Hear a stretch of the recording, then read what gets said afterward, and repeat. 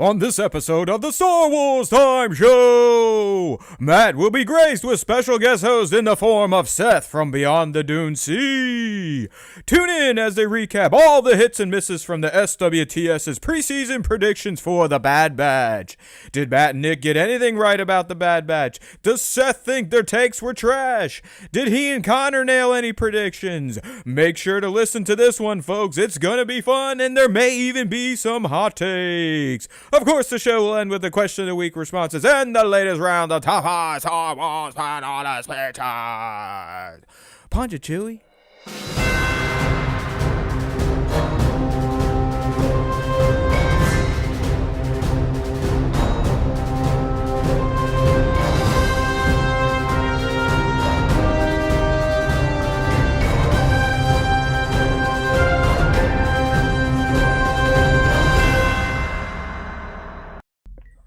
Hey, now, everybody! Welcome back to the Star Wars Time Show. And no, you haven't been drinking too much or doing drugs.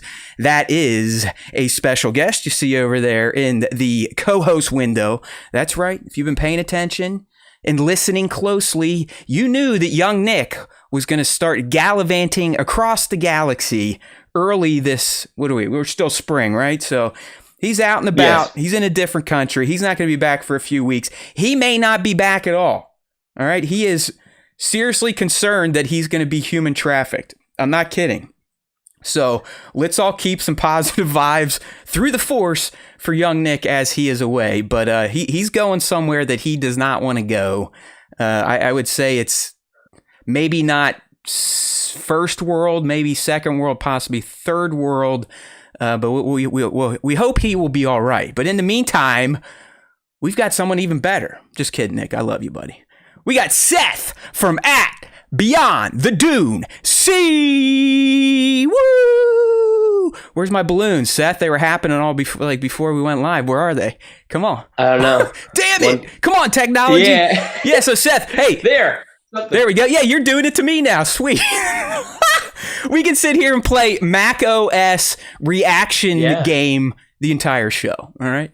Look at that. But hey, here we are. We got Seth. Mm-hmm. We finally have the second member of Beyond the Dune Sea gracing the Star Wars Time Show airwaves. Back in, I think January or something, we had Connor on the show. Then I did their show. And now the true star of BTDS is live. With yours truly stop that. On the SWTS. So Seth, welcome to the show, buddy. Go ahead and say hello to your fans. Ready? They're going to start screaming. Hello there. Seth. Hey, look, your boss is in here. Connor's showing up. Hey there, I recognize that handsome fella there. And Seth is in here too. Oh, taking a dig at his boy. Come on, Connor. Oh, come on. Ooh, already. So, in all seriousness, Seth, it's great to have you here, man. I love watching you guys. I love watching your commentary over on your show. It has been, sad that you guys are taking a bit of a break for a huge life event that happened with Connor. Just a little bit, right? Just, his life changed a bit. Yes.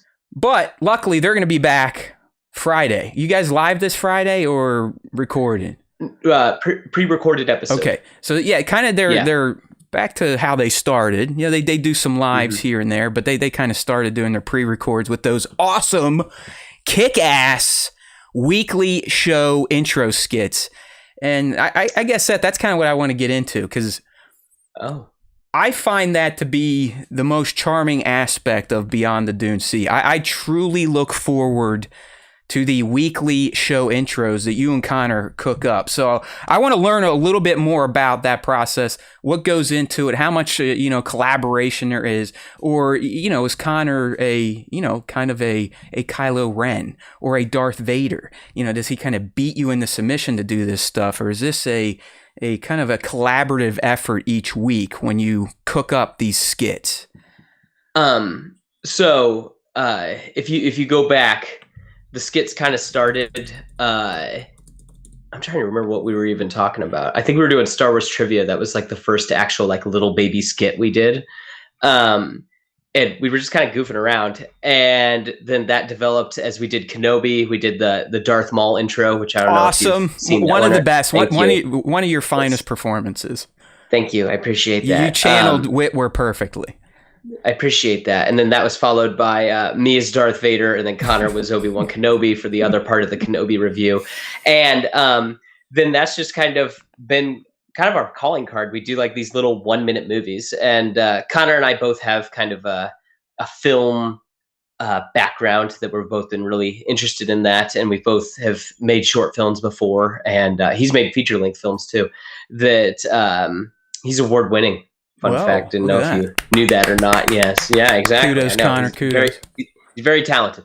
And then we just were kind of like, well, let's make 1-minute movies at the beginning of every episode. I will tell you this though. I'll give you a little bit of spoiler with something that we discussed in the most recent episode, where we're dialing it back for a little bit because a lot of time and effort go into those. All right. That's kind of what I want to zero in on, Seth. Yeah. How much of your weekly prep do you guys have to pour into the show intro? Is it the bulk of putting on the weekly show? So, okay. The whole thing about the skits is, depending on how long they are, it's about 2 hours for 1 minute of footage. The shoot itself, or planning and shooting? Yes, it's to shoot it. Okay. And then planning it, I don't know. I don't know if I'm like, depending, like we're spitballing ideas back and forth to each other. Do you guys do like actual storyboards? I mean, do you like go hardcore filmmaking, or is it more just throwing ideas? So we write out the script. Okay. We write the script, and which most of the time it's me throwing, like, imagine me throwing darts at a dartboard, and then Connor's like, okay, we can do that, or we can't do that. Or, hey, I like this idea, but let's dial it back. And then a lot of times I give a first pass to the script, then he refines it. That if that makes any kind of sense. Totally. Like, he is, yeah. I mean, I don't have a filmmaking background. I appreciate the art form. Cinema's one of my favorite forms of art. I used to love, not that they don't really do it anymore because everything is digital, but all the, the behind the scenes stuff of making movies. I love watching movies get made. So yeah, I mean, it sounds like you guys have your little Beyond the Dune Sea writers room. You start there, you finalize the script, and then the shoot itself, is it just you two? Do you have a cameraman? I mean, who's doing the audio? The shit's crazy because you'll do stuff on location, out in space, right in front of Tantus base. I mean, that's quite a little production. Is it just you two, or do you have some lackeys now? 9 times out of 10, it's just us out in the woods swinging sticks at each other, trying to line up the shot and everything. And Connor is a genius in that sense, that he almost already has a shot list thought up. Like, I, for certain lines, have ideas, but like all that in between stuff, Connor's got that figured out. Okay, that's like, all right, we're gonna do this, and we're gonna do this, and do this, and that's just, he's visually like that though. That he's already thinking about the path. I've got like almost like key points where it's like, all right, the camera needs to look like this for here. If that makes any kind of sense. And yeah, that's why I was wondering. So, I mean, because it's cut so well, it's filmed so well. It is as if you guys are working off of previs or a storyboard to kind of set up the shots. I mean, listen, it's fun. They're kind of like sci-fi B movie style, but they are still very well done, very entertaining. And considering today you and I are going to have a retrospective on the Bad Batch season 3, the final one.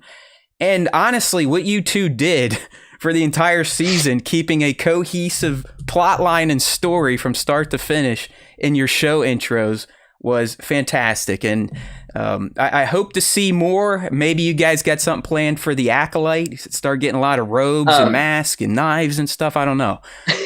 I will say, I don't know if you will, like, that was a fun experiment. Okay. But to be trying to guess what was going to happen was incredibly hard. Got it. If that makes any kind of sense. That, like, so like, there was lots of stuff that we filmed for the finale that's on the cutting room floor because we thought things would happen that didn't happen. Well, hey, if that makes that's sense. what we're going to talk about today, Seth, because, Yes, exactly. Nick and I, Yeah. we tend to, like you all, we like to think about these shows before they come out. And as fans, Theory crafting. yeah, we have desires for things we want to see. And then we also, we like to pull the fandom back a little bit and try to predict what we think the writers and the creatives will actually put out there. So I can completely understand how you guys had to scrap some Bad Batch content, considering most of our once predictions and even character desires did not ring true in the final season of Bad Batch, which we will cover down the road. That's your tease. You just got to stay on the line and keep watching. Oh, yeah. All right. Well, I feel like, people here, they probably know who you are as a Star Wars fan, but I used to kind of go through and ask some, generic questions and whatnot. I mean, is this a lifelong thing for you, Seth? Do you always remember being a fan, or did you come to it later in life, kind of like Connor did? So I guess I can pinpoint it all back to you remember Pogs? Yeah, the little cardboard circle things. Yeah, milk caps. You flip them in. They're like modern day tiddlywinks. Yeah, or like it's like jacks, because you'd stack them all up and you'd smack and you get to catch keep them. Yeah, exactly, and you get to keep those in the stack. So I have this very vivid memory of trading Pogs, and then like someone brought some Star Wars ones. They were tops, so they actually had the same images that were on like the Star Wars Galaxy cards. Got you. You know what I'm? Oh, yeah. You know what I'm talking about? 100%. By tops. Okay, yeah. So randomly, there's just one with Boba Fett on it, and I just remember stopping and going, what is that? And the back just says Boba Fett, and I'm like, I like that. That is cool looking, and that was kind of like so I have that memory, and then I remember watching them on a Thanksgiving, and I remember going from house to house, because like we big family, we're like going to different sides of the family, and it was like a marathon on TNT or something like that and like trying to get to the next house to see what was going on, because they were constantly playing. So those are like the two memories, but that was like first, second grade when that was happening. All right, so yeah, pretty young. I mean, still, I literally, I can't. It's just been always me. I don't know if that's healthy or not, but it just I was born and baptized in the Star Wars. So yeah, I mean, so there's worse things to be into. Yeah, that's right. Although you never know. I'm sure you guys read some comments every once in a while, but a lot of people on the internet like to remind us that we're idiots for even being into this stuff or liking it now that Disney is taking it over. Because I don't know if Seth, but Star Wars isn't real anymore since Disney took it over, right? It's not real Star Wars, according to a wing of fans. Apparently, we can't have fun anymore. Yeah, you can't like anything that other people don't like. Yeah, I mean, I'm woke. I'm a shill because I'm positive about the Acolyte, that type of stuff. So yeah. Been there, heard that, so it's okay. Yeah, so you're an OT guy, right? That was kind of your foray. Yeah, I mean because I was that was all there was. When I was in 5th grade was when the Phantom Menace dropped. Oh man, I'm old as shit. Yeah. You guys are so young. Okay. I was 19, man. I just got done with my freshman year of college, waiting there in '99 to go watch that movie 10 times in the theater. Yeah, and I remember being out, like as soon as school got out, like being in line, like in the line going outside the theater. Well, dude, you're even more hardcore than young Nick, because I don't think he came into it till he was about 10 or 11. So, I said, there you go. Hey, Connor. I know you guys are in the same city, same geological area, but I might have to steal this guy. Oh, hold on. Hey, B-Mad, thank you for that, whatever these things are called, the super chat. We appreciate you, brother. He's saying, hey now, nice to see special guests are back. Rock and roll. Give us all the details, Seth. We are a peculiar fan base that needs to know all things Star Wars over here. Isn't that true? I love you, B-Mad. Thank you, brother. Yeah. Hey, we're a special group of fans over here at the SWTS. We tend to trend a little older, Seth, so bear with us here. But we've got some prequel dogs in here for sure. B-Mad's definitely one of them. We got our buddy Tones in here. He's saying was the best time in 78 seeing it in theaters, age 9. I am jealous of some of those born in the early 70s that got to see them all. I just got to witness the best Star Wars movie, Return of the Jedi, in theaters as a 3-year-old. Still remember it. Yeah. We stopped at Children's Palace, a toy store that hasn't existed for decades, right before it. And I think that screwed me up because my dad bought me a Star Wars toy from the movie, but then we went to the movie, so all little Matt wanted to do was fidget with the toy. You know what I mean? So, but I know you are, Jedi is your number one, so you are highly intelligent. That is good to know. I'm not even going to get into prequel stuff because I know like people, they just kind of peg me as a prequel hater. I'm actually not. I like to be critical of stuff that I don't think was great. And I don't necessarily think some of the stuff that went down the prequels was great to me. All right, that's okay. Do you feel like, though, as you get older, you appreciate it more? Yeah, or you don't? Well, no, 100%. I've softened on it times 1,000. And I credit a lot of it to the Clone Wars, Rebels, Bad Batch even. Yeah. But the Clone Wars in particular really helped to paint a better picture of what was going down. More importantly for Anakin and how he was handling himself, how he behaved, how he, every once in a while you'd see him get a little squirrely. Nothing I felt like we got in the live action versions. But here's the deal. As much as I bitch about them, especially Rots, I'd wager I've probably watched the prequels more times than hardcore prequel fans themselves. So even though I don't necessarily agree with some Star Wars, it still brings me joy in some capacity. So I'm watching all the movies at least once a year. We do a Haywood family Christmas time full rewatch every year. And then, if they're on, I'll let them play in the background. So, but like I said, anyone that picks ROTJ as number one, I know they're thinking correctly. So, let's get a little negative. We are on the Star Wars Time show here. Okay. Do any of the movies just don't sit well with you, or let's say some of the live action series? I'll admit, like, I think what comes to my mind first is Book of Boba Fett was a big letdown for me.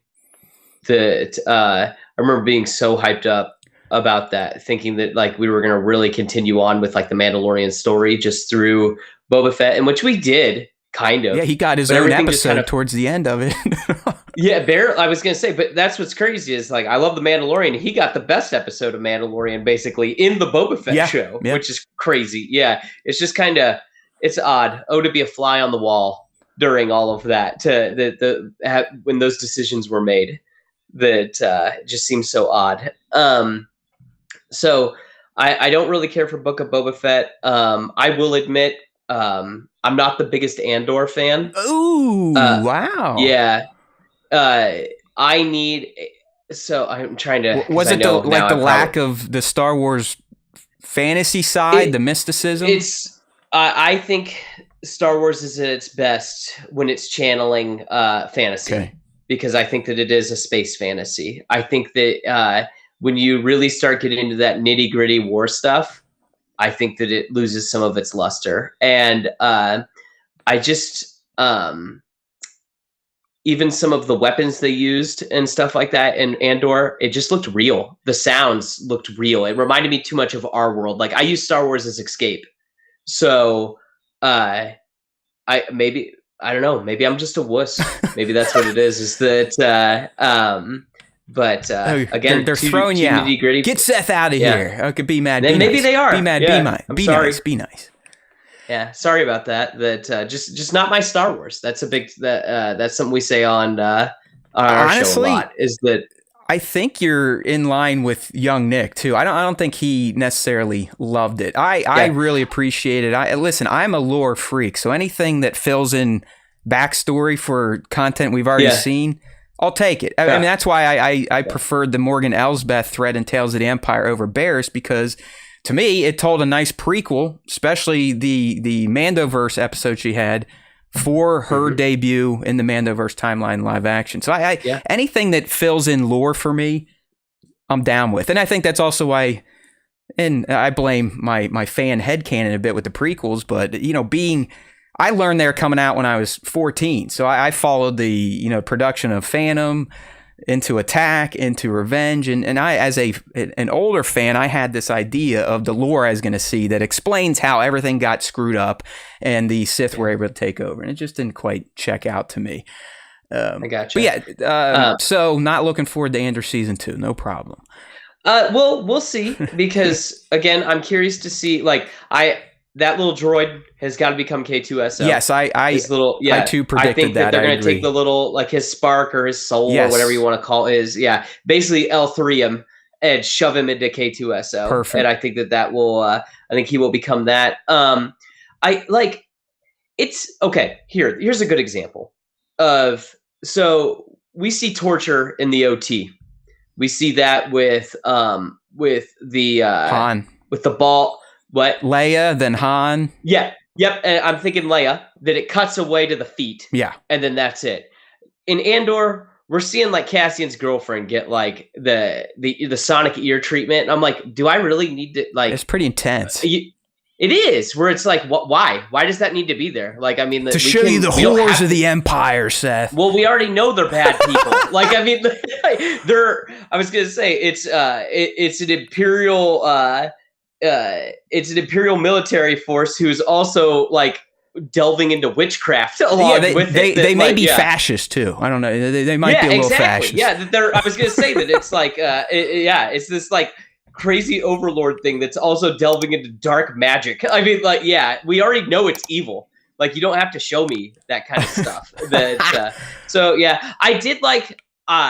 So I really liked when they the arc. I think it's the second arc where they steal all the money, and then the TIE fighters are chasing them during the solar storm. Yeah, it's like the middle. I think episodes 4, 5, 6. Yeah, that's good stuff. A heist that feels very Star Wars. You didn't like the prison stuff. You're not a one-way out guy. People locked in jail. No, don't care. One way out. One way out. You didn't cry. Sure. You didn't cry for Kino Loy. Why? Because he couldn't swim. Kino Loy lives, man. Frodo lives. He's with Frodo. Maybe he does, or maybe he's Snoke. Yeah, who knows? Right. Yeah. No, Hemlock Snoke after he fell off the bridge. That's why his. You think so? That's why his face is all jacked up. Yeah. No, I think Snoke's just another big mistake in the sequels because they decided to hire 3 different writers to write a trilogy instead of one writer and different directors. But hey, that's a whole other show, man. Exactly. To be a fly on that wall. Dude. That's all good job, Star Wars Story Group. That was a good idea back then. Hey, they got some questions for you, Seth. A bunch of them, okay. yeah. Be Mad and Bat 2797. They want to know, hey, Seth doesn't like Andor, but did you like Rogue One?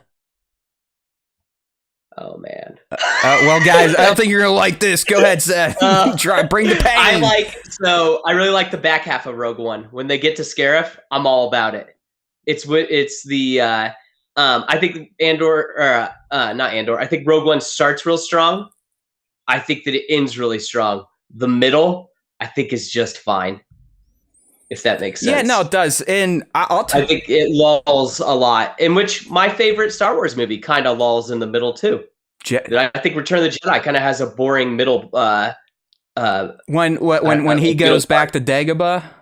Yeah, and then they go and meet up on the when they meet up and have the battle plan, which then like kind of the beginnings of the Ewoks. General like that's kind of slow. Nadine. Yeah.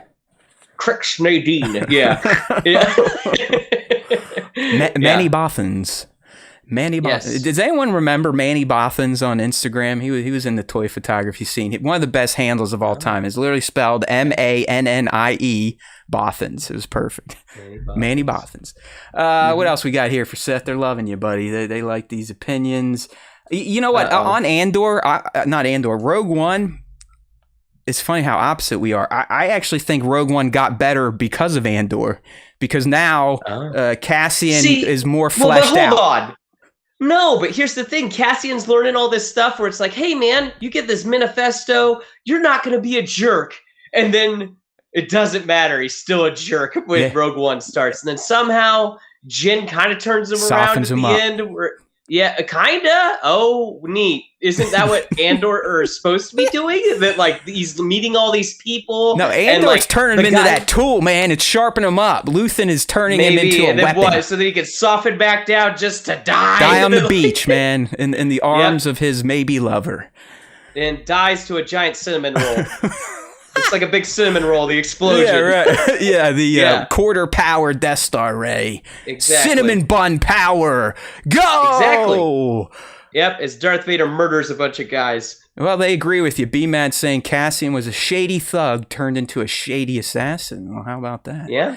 Hey, you can still be a jerk and do good things according to League Extraordinary Sixers. I mean, you got Han. Han's a jerk, but he's got a heart of gold. He's a lovable jerk, you know? Yes. That's still one of the best moments, and I think I do, even to this day, with as many times as I've seen it, when Luke is in that trench, right? He finally is listening to Obi-Wan on the Force walkie-talkie. He's tapping, and he's like, all right, I got you, buddy. I'm going to trust in the Force targeting computer. Get out of here. You know, Vader's like, I have you now, and then pew, pew, pew. You're all clear, kid. Take a shot. Let's get on home. I'm getting chills just talking about it. Yeah. He's holding he's holding the earpiece like, bah, bah, bah, bah, bah, bah, and Luke goes, and then Kenobi. Yeah. May the Force be with you always. Yeah, it's great stuff. Yeah, we love Han Solo. Hey, I'll just keep rolling with the live stream. Seth, any favorite Star Wars video games, and are you excited for Star Wars Outlaws? Are you a gamer or no? So I'm a tabletop player, actually. Like, I am all about Star Wars, like miniatures and trading cards and stuff like that. My favorite Star Wars video game would probably be Battlefront 2. I still will pop onto that. The OG or the EA version? The EA one, because that was, I bought it, so when the trailer for that, do you remember that? Where it's with its clones, where it's like sector clear, then all of a sudden Darth Maul, not clear, as his lightsaber comes in. So I saw that trailer and I go, it's time. And I bought a PlayStation 4. And then I pre-ordered a copy of Battlefront 2. I went home, I turned it on just to make sure it turned on. I then packed it back up and put it in put it back in the box and put it under my bed. And I was like, I will see you when the game comes out. That is awesome, dude. That is some dedication. I mean, that is hardcore to be able to take a toy like that and just say, no, I'm not allowed to play with you till I get the game that I actually want to play. Yeah, this is what I want. Yeah, and so I will admit, I Fortnite from time to time when there is a Star Wars when there's a Star Wars collab. Well, there's a bunch of stuff that just came across during Star Wars Day, right? Yep, and so I played a few games. I got a couple buddies that like that's Lego just a good Star game Wars Fortnite. Wasn't that one of them? Yes, that you can do in Fortnite. You can turn anybody into a Lego, basically. So yes, that like all those Star Wars skins can have Lego skins too. So, but yeah, that's just fun to get onto. But Outlaws, maybe, I don't know. I'm curious about how much you have to actually buy, if that makes sense, because I've heard lots of rumors about lots of DLC and stuff like that, where it's like, how much of a game am I getting when I just buy the game? I think people are gonna get 40 to 50 hours for your $70, the base price. Yeah. Okay. But so, I'll probably, if I can't rely on, I used to be in the gaming industry, like media, so I still have some connections there, and sometimes I'm like, hey, can you give me a code? So I'm gonna try that route first. If not, I'll probably get the package that lets you play early, just because why not? Yeah. You know, it's been a while. I think it looks fun. I like that time period in Star Wars because it's like, it takes place between Empire and Jedi. You see Han in the Carbonite and stuff like that. There's can be some neat iconography with seeing some new stuff. Crimson Dawn, Kira's going to be in it, and I don't know if you read the comics, but she was doing a bunch of shit right now in between Empire. Yeah, and I don't know how you feel about that, but that drives me nuts. That I'm like, wow, what did you just become this key player? If only we could just get a TV show about you rather than just having you do everything in the comics right now. Yeah, I know. So the comics, I'm not gonna lie, they've kind of taken a turn for the South ever since the Dark Droid run. It's pretty bad. Yes, it has fallen by the wayside. Yeah. I'm a big comic book guy. Okay, so I'm not the only one, because I've been reading the main Star Wars run that they rebooted in 2015 and the Darth Vader run. And both have just gotten extremely boring, basic, and meandering. They need to get out of this time period. They need to just stop and start again somewhere else. Let's get the Jedi already. I mean, this is like how much time was Vader pissing around? How could that much stuff I know. have happened? Like right now, they're going to go attack Exegol. And I'm like, between Empire and Jedi, you're attacking Exegol. Get out of here. Yeah. Yeah. Like, so Vader was systematically dismantled by the Emperor and dropped off on Mustafar to rebuild himself and rebuild his anger. It's like, all right, come on. It's a lot. It's a lot. All right. Hey, they got more questions for you. What's your favorite saber color? Seth, this is coming from Tones here. Blue. Perfect. And Seth, are you a collector at all? Okay. Like, be more specific, I guess. Hot toys, action figures, art, books, cards. So I am big on I always keep in the back of my head that the Fight Club quote. Be careful of your stuff. Be careful with owning stuff because your stuff may own you eventually. So I constantly that's my life, man. I know, and it's crazy how much that is. How like collections and stuff are important to people, but I'm trying to think. I don't really collect a whole lot of. I like to play. So Star Wars Unlimited is a new card game that just got released by Fantasy Flight Games. I guess you could say I like to play it though. I don't know if I really like to collect the cards, if that makes sense. Do you have to keep buying packs though to kind of build your deck? You do, or you could buy singles, yeah. And so, but I'm not trying to be a completionist. I'm not trying to get every card. I'm just trying to be able to play. Yeah, that's my broken brain. Like I was a big, especially with action figures, got to have the whole wave. Yeah. I don't really care about Bodhi Rook from freaking Rogue One, but hey, but you gotta have he's got to be with everyone else. Yeah. So stuff from my childhood too that like I will go back. Like I like to trying to think. There's a Lord of the Rings card game from Decipher that I really like to. Anytime I find those like at a garage sale or I see them on eBay, like I snag them up if it's cheap price. Hey, Seth, what is? Now I've never played Magic, but is Underworld like Magic? Unlimited? Yeah, I'm sorry. Yeah, yes. Unlimited. Yeah, you're fine. So Magic is like, it will be like, okay, it's my turn. I do all my stuff. I'm done. Now it's your turn. And then you do all your stuff. And there's reactions as we do things, okay? What makes Unlimited different is there isn't really a turn. I just pick that so there's a token in the center that states I'm going to take the first action. It's an action-based card game. So I'm going to do something, then you're going to do something. I'm going to do something, you're going to do something. It's going to keep going back and forth until one of us goes, all right, I'm done. I am now forfeiting me being able to do anything to make sure I can do something first next round. And then you pass, we both draw 2 cards, and then it all starts again. Does that make sense? Yeah. Is it only 2 players then, or can you have? So there is a variation where so normally in Unlimited you can have up to 3 copies of a card in your deck. There's a variation called Twin Suns where 1 copy of every card, and you can play with more than 2, so it can be up to as many as you want. But the first person that's out, game's over. So you have to protect each other, and there has to be. It's very political, where it's like, hey man, you better protect me. Like, get in the way of this attack. If he blows up my base, it's over for you. So you want to keep me alive. So damn, I can remember seeing when they were kind of previewing this game and me going, I think I want to get into this. And I don't know if I'll have anyone to play with. That's my problem. Like I got good neighbors. We play cards every Friday, but it's Exploding Kittens, Uno, that type of stuff. I don't know if is it intense? I mean, do you really have to kind of pay attention what's going down? There's a lot of strategy and tactics.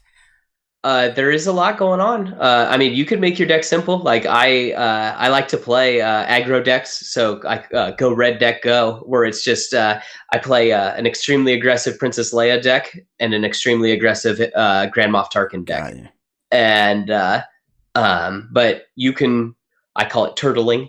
There is strategies like that where you just wait till the end and then you just start dropping Star Destroyers, and then they just start blowing up the field, your opponent's side of the field.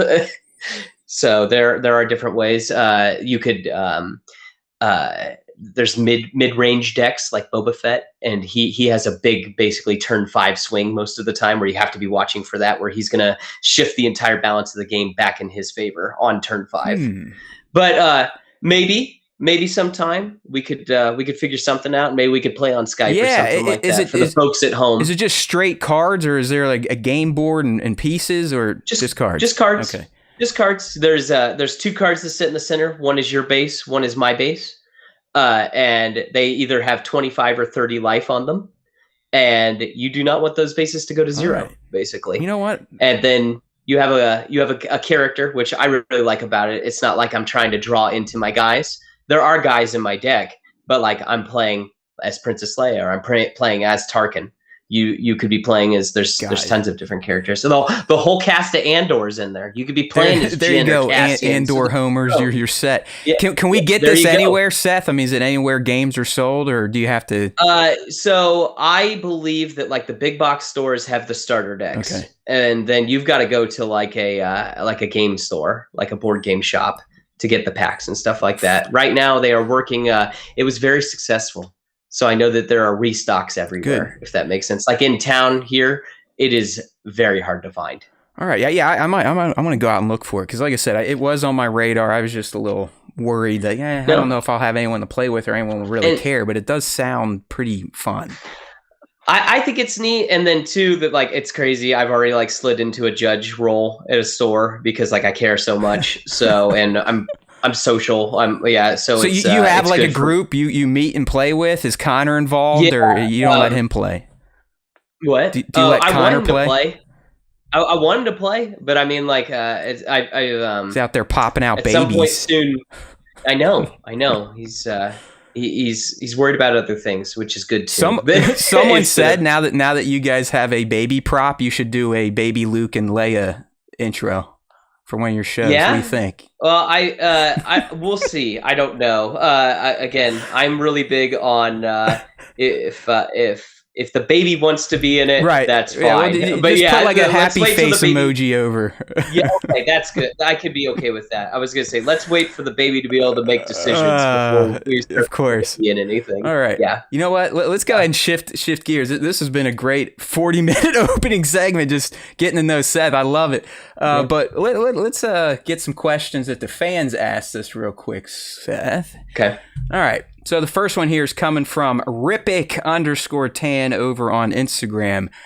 I've heard that name. Yeah, he's a follower of the BDDS for sure. Yeah. Who has the dopest outfit in all of Star Wars besides Vader, maybe?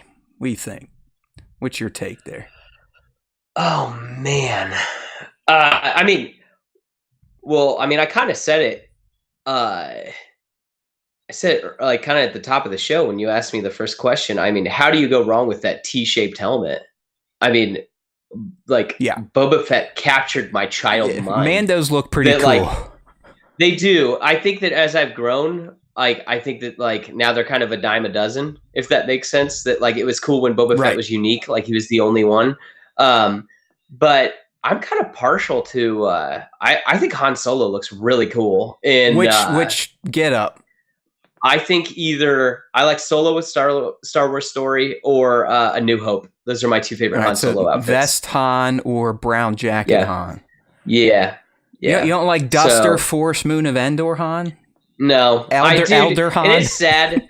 Han's one of my favorite Star Wars characters, but you could tell he is phoning it in that movie. Harrison wanted to quit after the first one. He's like, hey, can you just kill me? And you could just tell that he doesn't want to be there. Hey, it's me. Like, he just does not want to be there. And it's sad that, like, because, gosh, man, he's so good in those first 2. Yeah. And, like, he's okay in the third one. It's kind of disappointing because, Love it. All right, for me, I'm looking at 2 of them right now. It's hard for me to shift from the old school Sith, Malak, Malgus, Revan. Probably Revan, because he's got the Mando mask with the Jedi robes, and I would take any form, white Revan or dark Revan. I like them both. He's got the dual sabers, one purple, one red when he's bad. So, Tone's saying Slave Leia. I could get down with that too. That is a very nice looking outfit. I'll give you this. She is quite pretty. As a young boy, it definitely was one of my favorite scenes, 100%. Yeah. All right, what is the fans saying? Rebels Darth Maul is legit. Yeah, it's not bad. He's got like his chest hanging out a little bit. Yeah, and his robot legs. Yeah, he looks a little. He's got his little hood when he's acting a little crazy there on Malachor. Yeah. Mm-hmm. Is there anything better than a gaggle of Mandos? Yeah, I don't know. I could think of a few things better there. Bango. I like a gaggle of Jawas. Yes, especially when they're looting your Razor Crest for parts, and a few of them get vaporized by an angry Mandalorian. Yeah. Hey, that's a great episode. It is quality, especially when they go and sit down and Kuiil's trying to negotiate and he Din's light, shooting his flamethrower to make his point. Yeah. I do love Jawas. All right. Hey, look at this. This is someone from your network, Diamond Figs, chiming in here. And this is only for you because he put Seth : Oh, gosh. Will any upcoming Star Wars projects compete with the hype of X-Men 97? ? Googly eyes. That is tough because, oh my gosh, I've not watched today's episode, so please don't spoil it. I already know that. I know one spoiler already today. I know there's a cameo that I care a lot about. It's rough out there if you're not current on X-Men, because I think I'm on 6 and I've seen so much crap. It's like, damn it. Keep going, man. It's so good. I don't know, man. That's and now with that one guy, which maybe it's deserving, the showrunner got fired. I have no idea. I'm not trying to keep up with it. That, I'm now kind of worried about the next season. That it's like, wait, the same guy's not going to be working on it. Bo is gone. Like he's gone. And it's like, but this has been like one of the best things they've made since Endgame. Let's be real. Like it's really, really good. And I don't know. Again, I didn't go too deep into like his crimes to humanity, whatever got him fired from Disney. I don't really care. That, but yeah, I don't. I'm trying to think. Yeah, maybe the Mando movie would be the only thing that like in the pipeline that I'm like really excited for, like how I have been, like, because again, X-Men 97, just super surprised. I'm like, why is every episode this good? Like this has been so solid. Yeah, it's very compelling. Granted, I haven't seen today's episode, but I can't imagine that they dropped the ball. That's all I'm saying. It's been good so far. I think I'm right after when Gambit takes it. Yeah. It's dark stuff, man. So I think that's episode 6. So I got to get moving. There's a lot of good TV out right now, and it's only going to get worse over the summer. We got Acolyte, House of Dragon, The Boys, Rings of Power coming in August. Yes. So, lots of stuff to let your brain rot to over the summer. I love it. A lot of stuff. I love it. Yep. All right, good one there. Don't worry about me, Diamond Figs. I don't have any opinion on X-Men 97. It's all good. You got to catch up first. Yeah, I know. I was a huge fan of the original series because when did it actually come out? I don't feel like it actually came out in 97, or did it? No, it ended in 97. It was 94, wasn't it? Yeah. It started in 92, I think, right around when Jim Lee's X-Men I would have been dropped. So it was either 92 or 93. I was in middle school, and it was a fine show to watch, either before or after the bus. I can't remember. It's quality. It feels very authentic, and it really literally picks up right where the other show left off, and it just gets right to it with Magneto doing his thing and the Sentinels, this, that, and the other thing. So it's fun. I just need to get on top of it. All right, last question for us here, Seth, coming from 2797. What's your least favorite Star Wars creature, and why is it the Porg? You don't like the Porgs? He must not. That is not a Porg fan. Porgs never did anything to me. Yeah. The Porgs never did anything to me. What I'm gonna go with is it the Bulgogi from Rogue One? What the hell is that? That's the thing they attach Bodhi to make him... the Bulgali! Bulgali. Yeah. That or the Rathtar. Yeah. Because, oh my gosh, how uninspired designs. Just tentacle mouths, right? Ew, both of them, garbage. Man, how about Forrest Whitaker in Rogue One? That was some kind of a performance, right? Save the rebellion. Save the dream. Get the Borgale. Yeah. It's like, okay, buddy. Yeah, Saw Gerrera is an interesting character. He did not handle loss and devastation too well. We'll just say that. Well, I mean, he's this kind of weird, twisted version of Vader. Yeah. Like he's the Rebels version of Vader. By the time he gets there, I mean, they really were trying to make that point with his iron lung suit, his artificial leg. He's got to take the mask breather. Yeah, he definitely let his past affect his future. Sure. All right. For me, least favorite Star Wars creature and why? It's that dickhead. What's his name? That sings that crappy song in Return of the Jedi. Oh, the Yuzum? Yeah, him. Why? I just don't like his face. I don't like his singing, and I hate that song. Okay. Jedi Rocks. Oh, you don't like Jedi Rocks? Is hot trash, brother.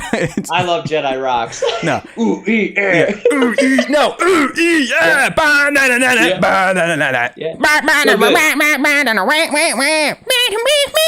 It's like, nah. It's good.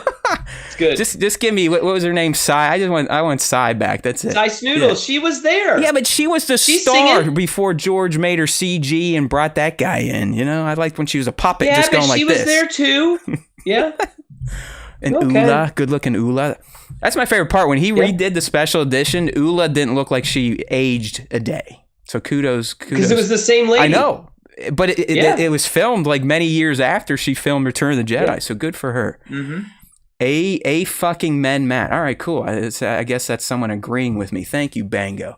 All right, well, those are our Ask Us Anything. Don't forget, at the end of the show, when we hit the fan segment, we will be reading our fan responses to the question of the week that may or may not have been about the Acolyte. But now, my friends, I think it's time for a little Bad Batch. Oh, no, just kidding. We haven't even done the other stuff. Well, we talked a little bit about X-Men. Real quick, my little pop culture thing here. Kingdom of the Planet of the Apes continues the excellence of whatever this is that they're doing with the Planet of the Apes franchise. It's set 300 years after war. It honors what happened prior. There's definitely some stuff around Caesar and how that's affected the ape civilization. But I really love the new characters. Noah, May, Raka here, you can see on the live stream. Hey, if you want to join the live stream, don't forget we do this Wednesdays, 5 p. East, youtube.com/Star Wars Time Show. And it sets up what I hope becomes another trilogy with a very interesting narrative, I think, by the end. It's not so much, ape versus ape, but how are apes going to coexist with these de-evolved humans? So I don't know how much you know about Planet of the Apes franchise or care. I have seen the last three. Okay, so the good ones. Well, that's mean, actually, because the OGs are pretty good if you can get over just 1960s filmmaking and the lack of guys in suits. The lack of special effects and stuff. Yeah. But this one is getting us closer to the Charlton Heston one, where the apes have been in control for so long. The humans from the virus have literally become beasts. They can't communicate. They live in packs. But there's a nice little twist in this one that kind of opens up what I hope to be a second and third to explore a new conundrum for the denizens of this reformatted planet Earth. It's just quality. I mean, the special effects are great. Music's great. The acting is phenomenal, just like the ones with Andy Serkis. So if you were a fan of the Planet of the Apes, the Andy Serkis ones, the one has that creepy Franco in it, but after that, it's just all about the apes. You're going to love this. It honors the three to come before it. And like I said, it opens up possibility for a new exciting trilogy. Did Andy was he not involved in this one at all? He's not in this one. I mean, he's out. Right. Yeah, he died with Caesar at the end. Well, I didn't know if maybe he came and did some mocap or something. No, you know what, Seth? Maybe he was working with Peter on this the Hunt for Gollum movie that was just announced last week. But no circus. But again, that guy is the best mocap performer of all time. He should have won Oscars at this point in time for his work, especially for Gollum. But even so, you could say for Caesar. But the performances here, even with the new characters, rival what we saw from Andy. So it's great movie. Cool. All right. And we got your thoughts on X-Men, so that covers that. It's worth your time. Excellent. Yep. All right, my friend. Well, that brings us to a little bit of Star Wars time on the Star Wars Time Show. It's time to get down with some Star Wars here, in particular, The Bad Batch. Listen, season 3 came, it's gone. For the most part, it told a somewhat satisfying story. There were some interesting things that popped up. But as we always do here at the SWTS, we like to, before a show comes out, we like to set up kind of what we hope to see as fans, what we expect to see as Star Wars soothsayers. And I have to say, Seth, we missed hard on this one. And talking to you before we went live, it sounds like you two also had some speculation, so much so that you thought they were, stone cold pipe blocks. You guys were shooting content for your shorts that you had to whack because the material in the show, Bad Batch, that is never actually materialized. So Seth and I are going to revisit in what some people would call, if you study the agile methodology of running a meeting, we're gonna have a retrospective and look back on our once predictions and even some of the characters that we said need to make their debut. Guess what? Out of the 10, none of them did. So it's gonna be fun. and Seth, it'll be fun to kind of think like, were we just doing too much fan headcanon stuff, or did the writers possibly miss some opportunities to tell some great stories, provide some finality for some characters that we think kind of need it? Cody, Echo, Wolf. So that's what we're going to do. And I think I want to start with the 10 characters that Nick and I said, hey, they need to show up in Bad Batch the final season. And I want to kind of gauge your thoughts here. How far off were we? Okay. And I also want to know if you and Connor also are like, yeah, we kind of expected them to show up too. Yeah, I was going to say, I've got like my, I would say our top 8 things, and that could be characters or stuff. So I'll kind of sprinkle them in there. And if we don't hit one together, then just say, hey, yo, what about this one? Yeah. All right. Okay. Yeah. So here we go. These are the 10 characters Nick and I thought should be in Bad Batch final season. If you remember, we did rank them from least likely to more likely to most likely. But spoiler alert, guess what? We didn't hit a single one. So we'll start with our our least likely here, and that was our buddy Grogu. There was a point in time when Bad Batch started, we thought that there could be an opportunity for them to potentially be these saviors or have a mission where they cross Grogu's path, maybe with Keller and Beck somewhere. But yeah, that never materialized, and it probably shouldn't have, right? I mean, Grogu didn't really need his story told through Bad Batch now that we got that flashback with Kelleran saving him in Mando season 3, right? Well, I think too that like Grogu is John's to tell the story. Correct. Not he doesn't share him with Dave and Dave's other teams. I mean, I think that like, I don't know. I mean, John created him, so I think that like he should be the one to tell his story. So are you a Grogu fan, Seth? Because he seems to be divisive these days. I think he's fine. Okay. Kind of in the middle. You don't hate him, but you don't love him. I'm getting really curious because he's got to be getting really, really close to talking. He was cooing a lot in season 3. I mean, yeah, but what I'm saying is like, so just going by, so Yoda's like around 900 when he dies. Correct. And then he says in Empire, for 800 years I've been training Jedi. So Grogu's 50. Yeah. So in another 50 years, he should be ready to rock and roll. Like with, that'd be like by the end of the sequel trilogy, he'll finally be talking. He should be like, he could be training people, hanging out with Rey. Rey. He like keeps up on his skills. Yeah. So granted, Grogu's not Yoda, but I mean, I think he has. I'd assume he has Yoda potential at least. Yeah, he just doesn't have the dedication. You remember he told Luke, he's like, "Screw you! I don't care about that shiny green thing. I want my daddy's mithril coat." Yep, I want to be with my dad, which I respect. That's cool. That's cool. All right, yeah. So again, listen, we kind of marked him least likely, but yeah. He didn't need to be in there, like you said. He's John's. Mm-hmm. This one was kind of go out on the limb, but you know, we're like a year or two in the Rise of the Empire. We saw Saul and Bad Batch already potentially forming a rebel cell. So we're like, hey, maybe Luthen cross paths with the Bad Batch. Maybe he gives him some intel. But no, that was probably a bad call.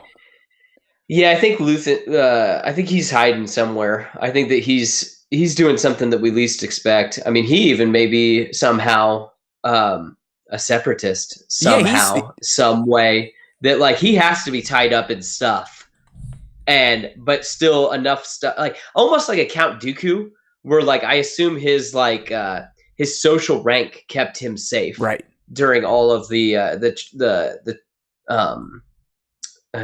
changing of the guard with from Republic to the Empire. So yeah, I think he's deep state, for lack of a better term. He can't just be out hanging out with the Batch who are on the front lines of stuff. I just realized I called Grogu's Beskar chainmail Mithril. It's a Mithril coat. Whatever. I mean, that's what it looks like. I got Lord of the Rings on the brain or something. Tolkien's like embedded in my mind right now. Yeah, I like that. I mean, I could see Luthen, like you said. I mean, clearly he had status on Coruscant running that trinket shop, but he's probably right now at the ground level building up his network of rebel cells and feeling out who he could potentially kind of bring over to his side. So yeah, hey, he didn't make it. We said least likely, so I don't feel so bad about that one. Yeah. Next one here. We gave this one a more likely, and I do think we might have been maybe puffing something there. Darth Maul. I'm not quite sure why we thought he'd show up. I mean, he'd be running the... He'd still be Crimson Dawn at this point. Right? Close to it, yeah. Yeah. Yeah, so I guess we were thinking... At some point he goes to, is it Malachor or no, you're right. This is the way he flows, like coming out of Clone Wars. Obviously he gets away from there. That's when he takes over Crimson. Well, he already had taken over Crimson Dawn. I know, he somehow goes back. I think that's so dumb. Sorry. So, he a hot take for you that he goes, he's Mandalore, he leaves, he's still Mandalore somehow. Like that. Yeah, you're right. But then he does eventually leave and goes on his quest to find the holocrons to hopefully find Kenobi. Yeah, okay. Yes. So I guess we were thinking if he's Crimson Dawn, shady, underworld, maybe the Batch would need some context there to find Omega or Tantus. I guess that was our angle. Another pretty bad one, though, don't you think? That is pretty poor. I mean, again, we just don't know of what he's doing a lot of in this time period. And I assume he's laying low because I would think that...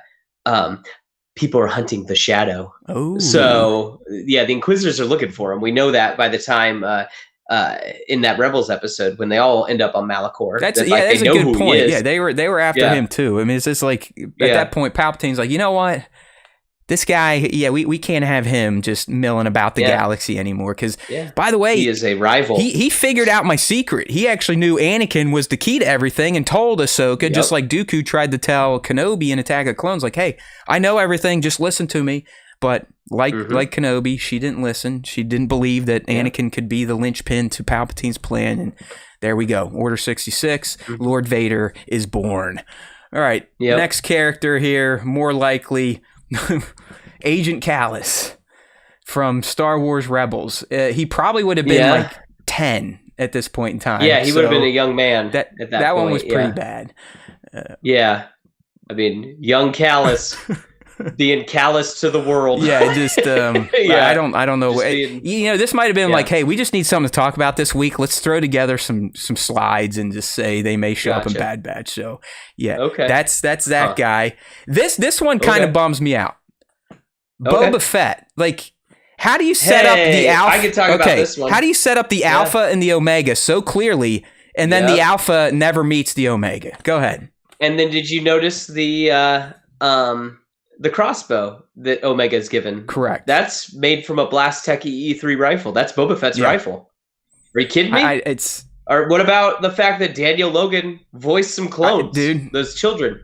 What are we doing? I'm feeling it. I mean, granted, it would be kind of out of left field. Like just having them meet, or at least like set up a meeting of sorts. That was definitely something that we thought would be a no-brainer for the season. Well, I mean, you could argue at this point in time, Boba, even as young as he is, he was still bounty hunting, hanging out. He was. Yeah. He was, and I was going to say that there were storyboards of him potentially fighting Mace Windu in Revenge of the Sith, and this is now years removed from Revenge of the Sith, so he should be even better than it at that point. Yeah, it just it seemed like they were setting it up when Tech was like, yo, this is the end of season 1, people. I mean, they were laying these seeds way back when the show first started. Hey, there was an alpha, and then there's the Omega. And it's like, well, hey, let's get these two unaltered Jango Fett things together. It doesn't even have to be, oh, hey, you want to meet your brother or sister? Like Nick and I were saying, I mean, if he's milling around in the bounty hunter universe, he may have heard of those Force Kid bounties. So why wasn't, they could have had them cross paths that way. And I do think if they would have saw each other, they would have been like, what? Yeah, hold up. You look, I know that face. You look kind of familiar. Mm-hmm. I do feel like that was a pretty big miss by the team. Yeah.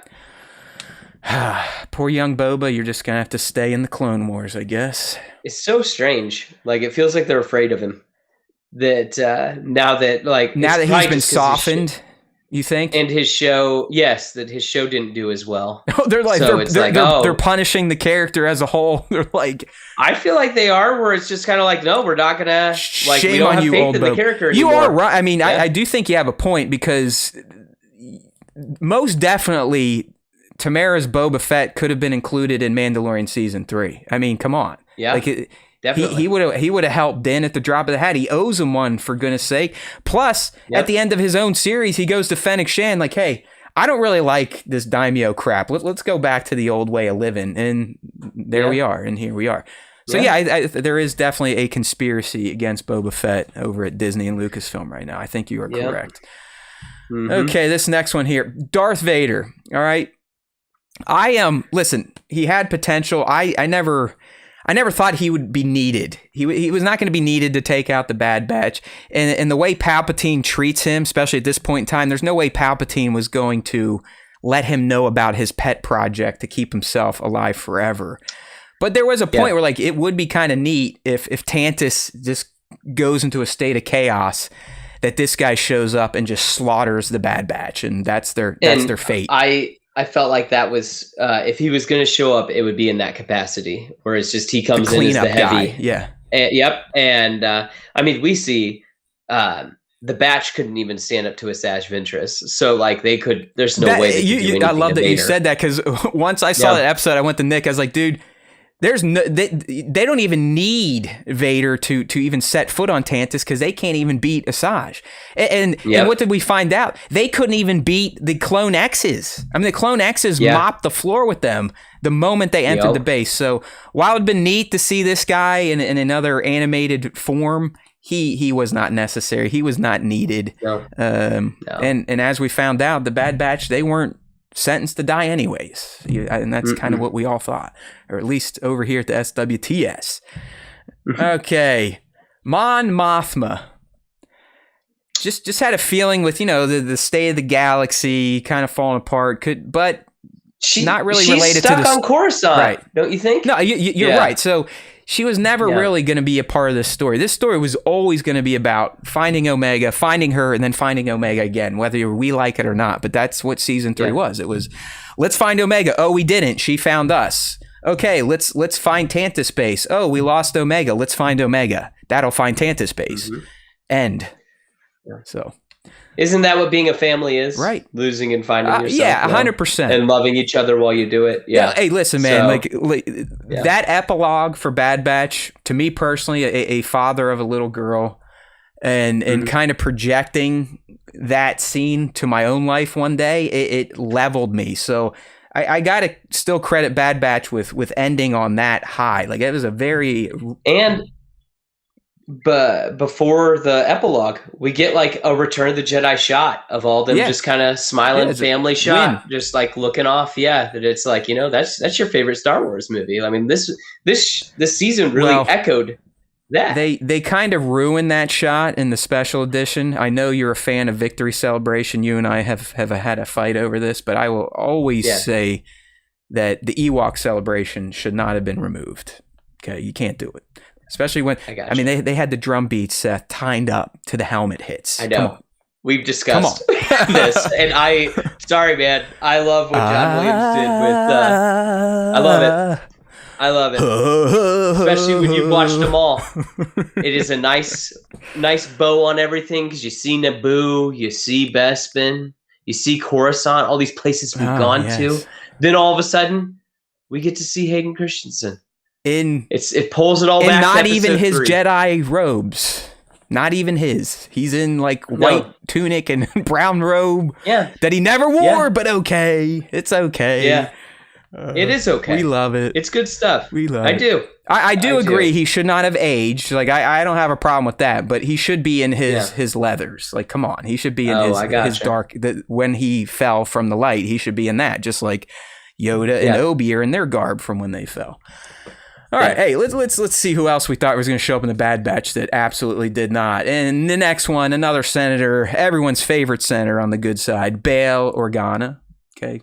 Yeah. Also thinking, he got giving them some intel maybe, but no, they didn't need it. Yeah, Jimmy Smits played a huge role in Obi-Wan. So, he can't just, the whole thing is like, Bail's like Obi-Wan. Like, he can't be too involved because his job is to keep, or the respective jobs are to keep Leia and Luke safe. Right. So they can't be getting too involved in this That's stuff. A good point. They got to be kind of just, unfortunately on the sidelines until the twins get older. Yeah, I agree. Or until, he needs to go wake up Kenobi's dead ass from the cave and be like, hey, man, let's go. It's time to quit feeling sorry for yourself. Go do something.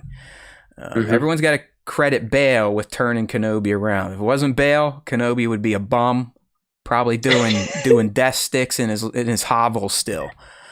And the last one here, this one, I mean, we definitely say could happen, especially with her ties to Rex throughout every trilogy, but Ahsoka. She would have been nice, maybe a little epilogue bump, where we see Rex touching base with her. But listen, I get why she wasn't in there, but she made the most sense out of any of these 10 characters to hit this show because of her connections to Rex post the Clone Wars. I call that, if she showed up, I would have been like, well, Dave's gonna Dave that, like, because he's got to put her in everything. So what a nice show of restraint. Okay. That she didn't show up. Like I said, I mean, we didn't need any of these people in the end based on the season we got. Now, does that mean we got the best possible season? That's up for you all to kind of determine on your own. Would these characters have made things a little more spicy? A little more, oh, look, it's them? Yeah, of course. But but we don't want the show to be just that, though. It shouldn't just, I know them. Right, just a big Easter egg cameo fest. I agree. We don't want that. Yeah. All right, so there you go. Those were the characters we thought should show up, Seth. As we get into our wants, so these were things as fans we wanted to see. Let's hit one of yours from Beyond the Dune Sea. What's something you guys either predicted or hoped to see in Bad Batch season 3? So we honestly thought that that Omega would spend a lot more time away from the Batch. Yeah. In the beginning, like we were just like, what? She's back out, dude. That threw off our story so bad because we were like, oh, this is perfect. They can keep sending us on side missions as they're going actually trying to find Omega, like in our stories, and. Then it's like, what? She's with them now? Yeah, because that was what, episode 4, she was already reunited. It was either 3 or 4. Yeah, that it was just, you are right, episode 4. And so, like, dang, we have all these other ideas that we're not going to be able to do. We have 11 episodes to go, and she's already back. Exactly. What were they thinking? So that was a big one for us. We felt the same way that she would be separated for a bit longer, or she'd be there the entire season, and that it truly would be a big raid with all the clones. And we even had we'll talk about an Order 99 by Dr. Carr, kind of reversing the conditioning and starting a revolt from the inside. No. Yeah. She's back. She actually didn't need rescued. She rescued herself, Crosshair, and then got them back to the bros. Yeah. So that's a good one. At the same time, that's really cool because it shows that she is not a damsel in distress. She's just as she can get stuff done just like her brothers. So I think that's neat character development. I mean, let's be real. Omega had the most character development out of the entire series, as she should. I mean, she started young. Her Crosshair, one of the two. Yeah, I agree. Both of them, especially Crosshair, by the end on the bridge, taking a left-handed shot, trusting his brother, trusting his sister, because they believed in him, and he finally was able to believe in himself again. So it was a beautiful moment there. Goodness. Okay, so we'll get into some of our wants here, and we just talked about like the character moments, so we don't have to spend a lot of time on this, but we really felt that Omega and Boba should meet. Like that was a want. We wanted to see that, and like I said, we already explained that one. So moving on to the next one here. Okay. Oh damn it! I should have kept my writing up here. Ahsoka saves. I have it too. If you need me to write, I got it. You need me to read. So as a want, we had Ahsoka saves Rex, Gregor, and Wolf, and that was just kind of make the connection for how we meet them again in Rebels. Yeah. Well, how do you feel about them just leaving the Wolf thing open? I mean, he showed up, and Rex was able to convince him not to murder everyone, but they didn't finalize it. They didn't make the connection that Wolf, Gregor, and Rex end up kind of retiring on this desert planet fishing for sand stuff. We I can say one of our things is we really thought there was going to be some sort of clone uprising in some capacity. But I guess what I like at least with Wolf, because in that Rebels episode he still contacts the Empire, like he still is like conflicted or whatever. So it is nice that he didn't completely face turn in this episode, that he didn't go with them. He just let them go and then he went back. So I think that's still a story for another day. Maybe Tales of the Clones, but that's what we're reduced to. I mean, we're kind of beating this era with a stick at this point in time. Yes, it's true. But at the same time, I don't know.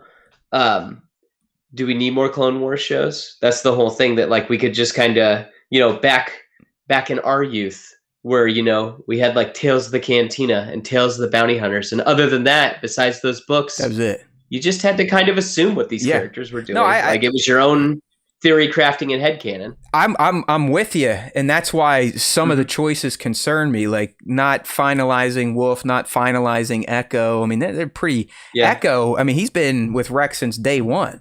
I mean, he's a major character, and it does seem now that he's just off in the sunset. Yeah, like you said, now we write our own stories. I just found that odd when they could have, with this franchise, kind of put some finality on these characters, especially this next one here, Cody.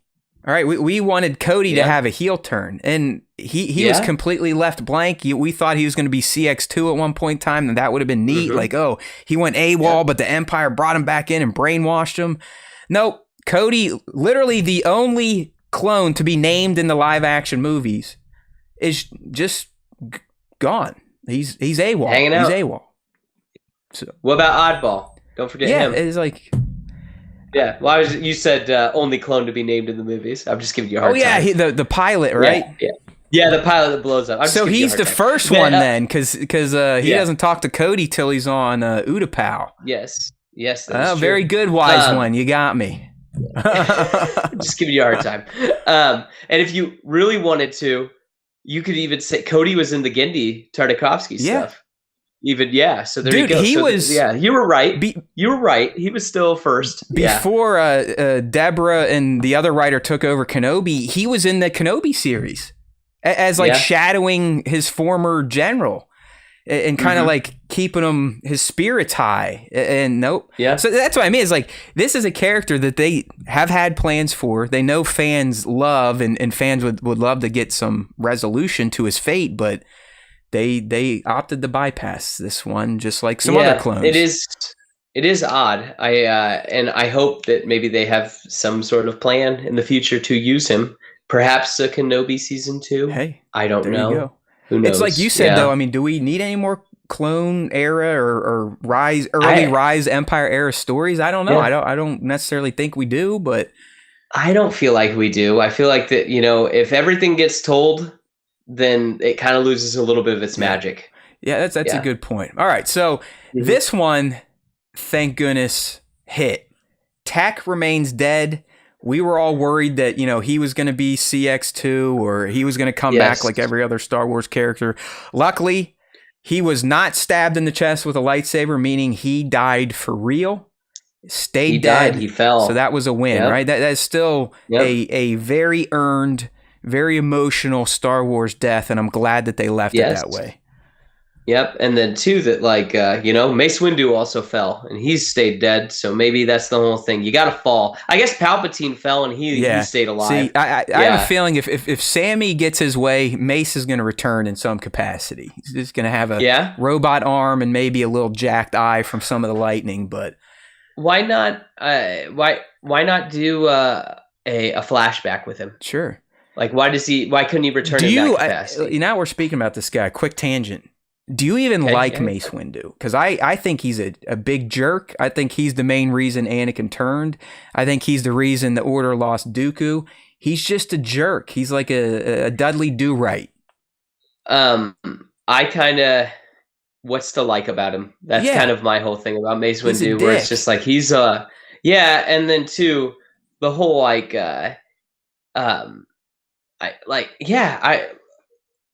his best moments in that Gindi show. I'm glad you brought that up, because was that Diamond or someone in your network kind of put that out there, like, hey, this is like peak Mace, and the only time Mace is actually cool.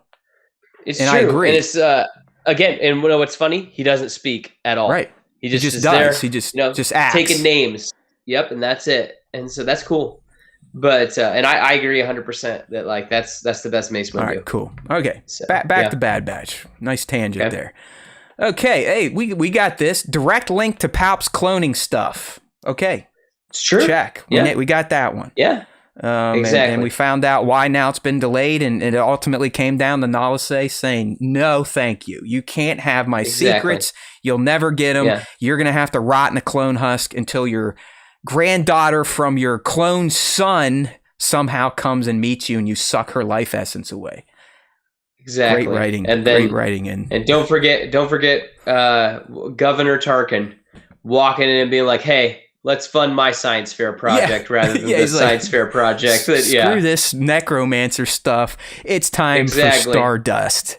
Exactly. You know what I'm going to do? I'm going to build a giant gun, and I'm going to put it on a space station. Did you guys, or you personally, are you kind of taken back of how frugal the Empire is, and how they seem to care more about balancing the budget and profits over just being an empire and taking whatever they want and doing whatever they want?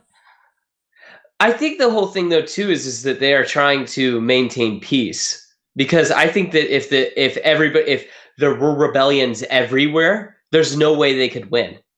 So I think that's the whole thing, is keeping the local systems in check and whatnot. That I think that they are trying to do everything they can at the same time without having an uprising, because I think that was the ultimate, especially this time, because the Death Star was going to be the ultimate the ultimate stick. Leverage. It's the wooden stick. It's the leverage. Exactly. It's just kind of like, hey, set this on the table. Yeah. Now what are you going to do? Yeah, you better not act a fool, or we're going to nuke you. Exactly. Yeah, it's just weird, because then if you remember the Tales of the Empire, I think Morgan's second episode, she's trying to sell that TIE Defender, and again, they're like, it's too expensive, but we'll go to your system and rape your planets of the resources. That's what I'm saying. They're willing to take what they want, yet they still care about, no, we can't spend money on clones, they're too expensive, get conscripts. We can't get the TIE Defenders, too expensive, just let our TIE fighter pilots get shot. Who gives a shit? And as Thrawn predicted, and that's why I love that episode, he's like, listen, the Empire could ultimately fail because of disillusionment within the military ranks, because they're not willing to spend the money on the soldiers because they prefer profits over, doing the right thing. So it's just odd. It's like, hey, if you're an empire, if you're an emperor, who cares about money? Well, but the whole thing, though, is I assume Palpatine's trying to keep all of his underlings happy. Right. And I assume his underlings care about money. They do. Palpatine, let's be real, only cares about living forever. Correct. So, he's not even concerned with that sort of thing. But if I can get everybody all wrapped up into just caring about money and physical things, I'm going to do my best to stay on this plane of existence. You are right. Forever. It was not him. It wasn't Darth. It was all the Moffs, the governors, exactly. the captains. It's what I said earlier. It's the military part of the Empire, as opposed to the witches or whatever, the black magic part of the Empire. They don't care about that sort of thing. Yeah. All right. Okay. So, Yeah. I was like, for the first time, like, man, Tarkin, he should have just been like the CFO of the Empire, because he was all about balancing the budget. All right. Next one here, we kind of talked about, and so we don't need to go into it, but we wanted to see Vader take out Clone Force 99. But as Seth pointed out, they couldn't even beat a reformed dark side user. So it was kind of stupid. You don't need a Vader to take out some advanced clones. All right. It's true. We learned our lesson there. Sid to get got. Now, Seth, I guess we can technically say she did, or did she? Because all Clone X says is like, yeah, I got the intel from the Transdoshan. It's like, all right, well, how did you get the intel? Exactly. Did you want? She needed to go. Did you want to see her actually get her comeuppance? Or are you okay that it was probably off screen and we don't truly know if she's gone or not? I mean, I would have liked a little bit more. It to be a little more like rather than just vague. I wanted a little more finality to it. You. Yeah. Honestly, he wouldn't have done it, but I would have loved to have seen Hunter just walk up to her and execute her. Dang. For doing what she did to Omega. But, you know, hey, listen. I like the idea of kind of like what Mando did to John Leguizamo's character in season 2, the beginning, there you where go. he Hang him up hang him by a pole. And then it's just like, I'm not killing you. Yeah. But I'm not saving you either. These animals will kill you. Yeah. Exactly. Right. Like a very Batman Begins. I'm going to leave you on the train. But as I fly away, okay, I will refrain from my dark take, and I think that would have worked better for Bad Batch, a kids show, 100%. Instead of Hunter just walking up, going tap tap, just capping her. Okay, next one here, the Asajj stuff. Worthwhile resurrection of Asajj. Well, she looked cool. She's definitely a different form of Asajj, but I can't say at this point in time that her resurrection is worthwhile, because A, we don't even know how that happened, and B, she was in 20 minutes of content.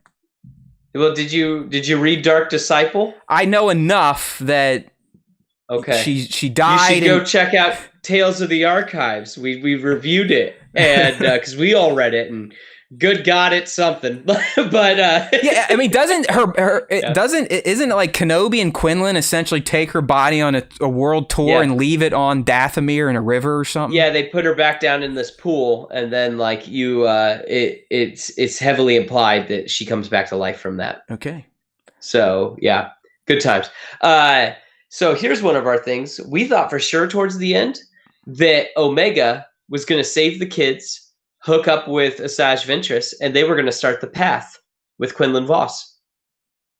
All right. So we thought, oh my gosh, the first group of Force-sensitive children are right there, and now they can start the path. Yeah, you know what? Yeah. Nick and I, we spitballed the same thing, because we're like, Asajj is back.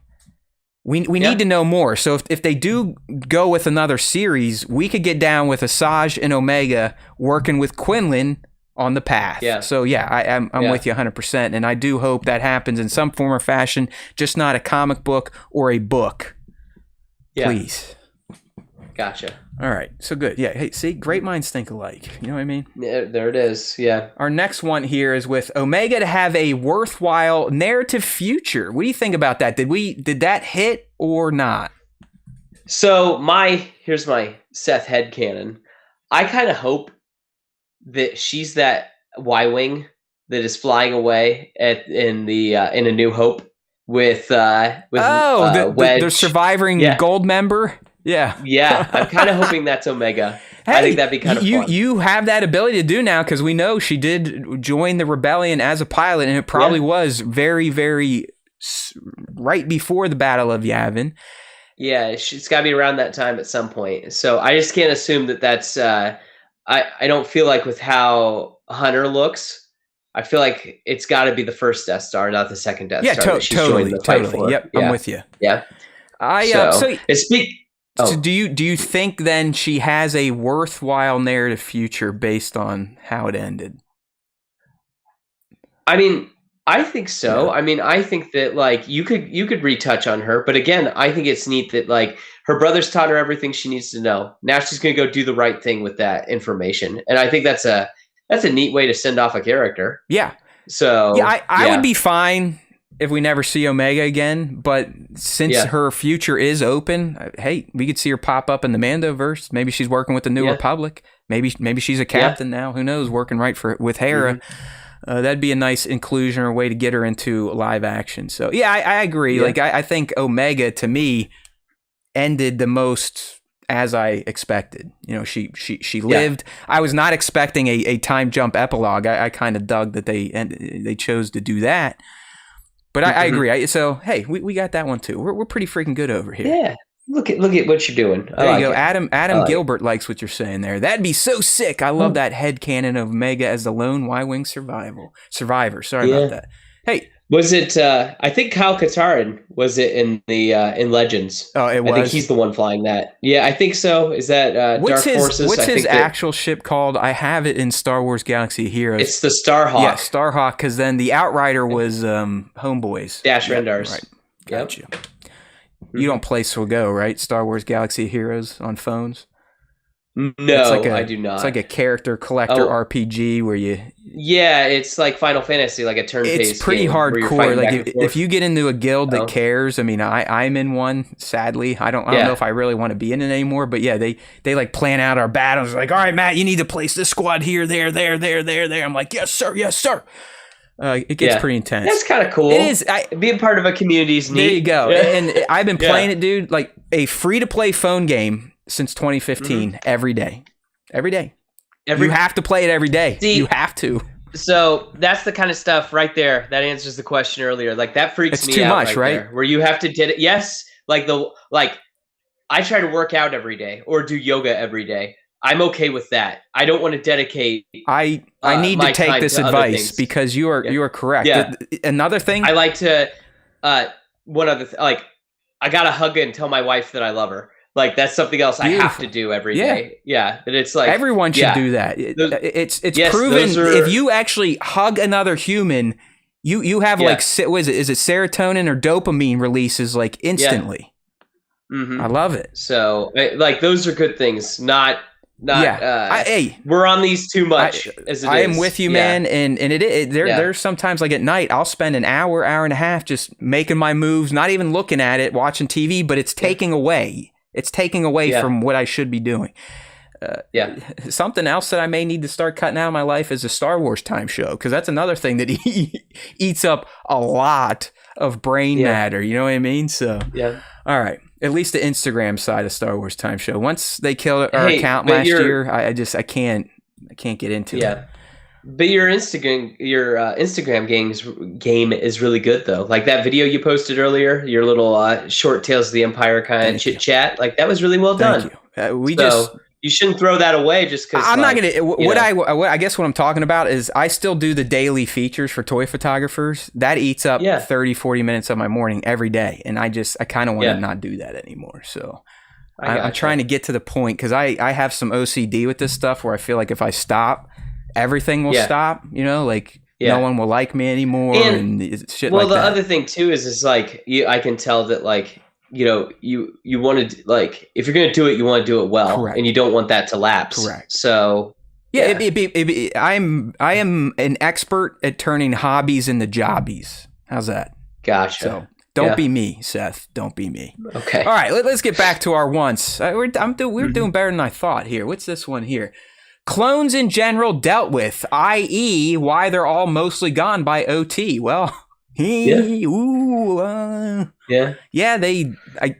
sure, They retired. They got decommissioned and they retired, and then they got old and died. They're on Pabu or what? Pantora with Chuchi. Yeah. There you go. And that one, I guess, Seth, I just like, I don't know about that. Like, hey, good for the clones. They fought their fight. They decided to stop. I feel like the name clones, the prominent clones, and we did get it through the epilogue with at least a Bad Batch, but I'm talking like the Echoes out there, the Codys, nothing. Yeah. I will say this. So for our, during our finale, I talked about, I would love an old man hunter story where someone comes to Pabu looking for trouble. Ooh. And they basically have to like Rambo, him, Crosshair, and Wrecker have to basically like Rambo or Home Alone them away. and it's just like Daniel Warren Johnson. Do you know that artist? He's a comic book artist. No. That he did Old Man Luke. He did a story where it's just Old Man Luke Skywalker. I would love to see either a comic or a fan short, because I know no way Disney would ever do this. But like again, Old Man Hunter, where like shortly after Omega leaves, he gets one last mission where he's got to protect Pabu. He's got to put the bandana back on, even though she took it. Basically. Oh, yes. And it's just like they came to the wrong island looking for trouble. So, yeah, I would love it. I do like that because, I want to see what the other two look like. I mean, the Crosshair put on a little weight. Is Wrecker just a mess? He watches birds. Yeah, I bet that's what he does. He never picked up a blaster again. Did he get a replacement hand, or is he just like, screw it, I didn't like that thing anyway? He just keeps a stump. He's got a hook. He's like Aquaman. He's got a hook. Yeah. I love it. Yeah, well, hey, you said, we can now write our own stories about a lot of these clones because they were not resolved in the Bad Batch like we all thought they would be. This one here, I believe, was because we knew Asajj was going to be in the season. But like, hey, let's get a Quinlan Vos cameo, considering these two are essentially lovers, and possibly the reason she's even back. You know, we were thinking maybe he travels with her, and we get some of the explanation there. But no, she just shows up in a cave because Fennec gave her a hot tip. It's true. Did you? If you've watched our intros, you know how we feel about Quinlan Vos. That he's a glorified bro in my eyes. I love that you even. I mean, is this another friend, or did you guys go out and find someone to? He was a buddy of mine, and I talked to Connor. I was like, "What are your thoughts on Quinlan Vos actually showing up?" And he was like, "What do you mean?" I was like, "I have a friend that he could do a little bit of acting." Yeah. And I think that he looks enough like Quinlan Vos, and so brought him over to my house with a green screen, and we worked on the voice and made the voice work. Yeah, where it was like what I heard in my head, because that voice I came up with when we were talking about when we were reviewing the book. That I was just like, this is all I can hear with this guy. And Jesse did a great job. So you guys were kind of on the Quinlan train too, then? Well, I just don't want him to show up. I don't like Quinlan Vos very much. So yeah, that I was kind of, I guess, the anti. Do you not like him from the books, or his turn in the Clone Wars, where he's a little fast and loose on that mission with Kenobi and Cad Bane? Yeah, all of it. Where it's just like, what's to like about this guy? This guy's a chode. He is very un-Jedi like, you know. He reminds me of the Gambit of Star Wars. There you go. Where it's like, he's edgy and cool, just like me. Like that's how I feel. Where it's just like, he's like the anti-Jedi, and it's just like, no way. That was Anakin, right? Wasn't Anakin the true anti-Jedi? Exactly. We already got a guy. That's a good point. Good points. Yeah, I don't have much with Quinlan because I don't read the words and shit. I just know him from the Clone Wars. So, but but in my mind, he always sounds like, dude, I love you, Asajj Ventress. Like that's how he sounds. What's going on, babe? Yeah, exactly. Oh man, I can't wait to see you on the slopes of Alderaan, my dear. Let's go take some bong rips, bro. Exactly, and then. Yeah. Oh, all right. Well, hey, he didn't show up, so good for all of us. Thank God. Yeah, thank God. We hate you, Quinlan. Yeah. Get out of here. Well, I guess this is up to everyone's interpretation, but we had a proper send-off for the batch at the end. Yeah. What do you think? I mean, for you, was it proper? So I thought it was interesting. Like I expected more. That was one of our points. We expected way more of a tragedy. Like we'd actually filmed an ending. I was thinking everyone's dead. Filmed some stuff. Yeah, everyone's dead. Yes, we filmed some stuff anticipating dead bodies. You guys had a dead Wrecker, a dead Hunter, dead Crosshair. No, we didn't have, but like responses to the mission failing, basically. And then in turn our mission failing because their mission ultimately like did succeed. They got Omega out, but they didn't get out themselves, and so then that would have echoed into our stuff. But I think it's interesting because like that's a good wrench in the works. That's a good subverting of expectation, where it's like we all expected something horrible to happen. It's like, no, like this is a family story, and the family got to be together mostly in the end. So I was okay with it. Yeah, for me, it's mostly just goes back to I really did want resolution on at least Cody Echo, Yeah. Wolf. But outside of that, you are correct, because we were all conditioned to think that, hey, there's no way these clones survive because we don't see them down the line. Yeah. But that helped add to the tension, I think, in those final 2 episodes, especially when they're storming the base. You're waiting like, okay, who's going to go first? Who's going to go second? Exactly. Who's going to be Record the last gets death? slashed. Yeah, exactly. So I'm with you there. I think it actually did help things feel a little more frenetic, tense, and unknown. You were expecting the death, you didn't get it, so it was a nice little kind of reverse twist, if you will. And the last one here could have happened. He did show up, but we were really hoping to see Palp kill an Imperial officer for failing at Tantus. But when you think about it, that's beneath him. He's not going to deal with that shit. Tarkin came there to kind of clean things up, get the cash, and get out. So it was. Yep. It's like I said, it's beneath him, right? He doesn't need to soil his fingers or get them hot and spicy with the lightning for just a regular officer. That Vader can choke him out. It's true. Yeah, Vader's his dog at this point, basically. So why not send Vader to do your work? I did think it was neat that we at least got Palpatine in some capacity. Yeah, no, I mean, even though it was always a joy to have that character show up. He is one great. of my favorite Star Wars characters. I've said this before. He's the greatest villain of all time. I mean, he actually wins. He wins twice. I mean, he wins. We didn't even know he won. He won on Return of the Jedi. He won. He still won. Yeah. So definitely dig him. Ian is always, just a consummate professional. Anytime he's asked to do the voice, his episode was great, but that was it. We weren't expecting to see him a lot, but maybe walking out just hey, your uniform's wrinkly, blah, blah, blah, blah, something like that. Yeah.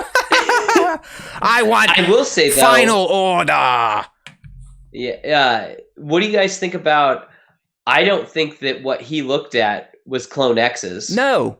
In those tanks, so I wonder what happened with all that. Did it get moved? Are they gone? They're Are they dead? I'm honestly surprised, Seth, that they didn't just scorch it. He didn't roll in with that brand new ISD and just orbital bombard that thing. And I thought that we would with to kind of pay off that Han Solo line, and where it was no way the Empire did this. It would take 1,000 starships with more firepower when they were talking when they show up on Alderaan. Or what's left of Alderaan, that I thought we were going to see some of that, where it's Star Destroyer can be destructive, but there's no way it could blow up a planet. It can't scorch the planet. Yeah, just areas of it. So, Seth, it looks like we got one of your listeners here, so I'm going to throw this to you. Seth, you and Connor was saying Wrecker should have died. He was driven to save Omega and the rest of the batch. The evil batch was driven by orders. Bad batch was family driven. Yeah. All right, so I think you're getting some agreement over there from Sir Django Fett. Welcome to the SWTS, my friend. All right, let's get into some of the predictions. Django? Unless do you got a good little Beyond the Dune Sea we can kind of transition with that you guys thought would? So we thought honestly that the Clone X's would have ultimately ended up being Phase 1 Dark Troopers. I'm not as good at the music, but some people said when they were in their tanks that they heard the Dark Trooper theme. I'm guessing the one from Mandalorian. Mando. Yeah, in which we do know that Gideon says that for the Phase 3s, the last thing we eliminated was the humanity in them. So it's okay, well, these guys, they're clones, but still something experimenting with them. I think you could technically still take that as a win, I think. I think you guys could still take credit for that if you wanted to. Maybe, I don't know, because they're just clones. Yeah, they didn't have any cybernetic enhancements. That's required, right? They need to almost be cyborgs to be considered a Dark Trooper. Exactly. And then two, in season 1, we saw some things that those droids that they fought looked like Phase 1 Dark Troopers when they were blasting their way out of Camino. The flatter but we heads. Never got any confirmation. Yep. Yes, but we never got any confirmation exactly what they were. So I can't say that. Yeah, I was hoping the main one, CX2, would have been Cody, just for the narrative punch. But yeah, they were literally just the bad batch. I would have taken an evil Crosshair. What, man? I don't know if you saw it, but in the finale when Hemlock opens his tube, he is completely bald. So because even when they fought in that episode and they're doing the reflection in the water, it's like Crosshair's looking at himself and he's looking back. Yeah, it's too much. We are one with the Force, SWTS and BTDS. You know what I mean? Yes. That's how we roll. There you go. Yes. Another one that we had, I honestly, I thought more would, okay. So this is goofy. I thought that like Palpatine would show up in some capacity. And I was thinking, okay, that we're going to get kind of like a Return of the Jedi style ending with triangle of three things happening. That you've got the clone uprising that's happening. That's like on Endor. What's happening on Endor. Then you've got what the Batch are doing. That's kind of like what's happening in space in Return of the Jedi with fighting the Death Star. And then you've got Omega and whatever she's doing. And I figured it would be some sort of Palpatine confrontation. And I goofingly said, what if we get a scene where like Palpatine's all like, I am the Empire. Then Omega's like, and I am the Batch.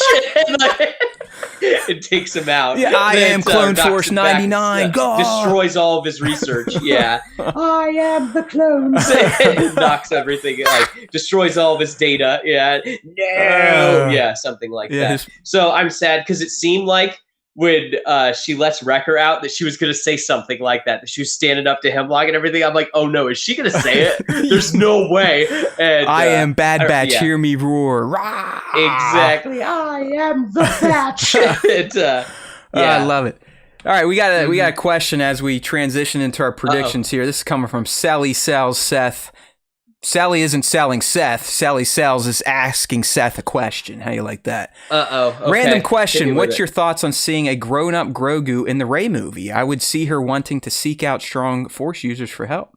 I think we kind of talked that he would be getting closer to possibly speaking by that point in time. So, yeah. It's true.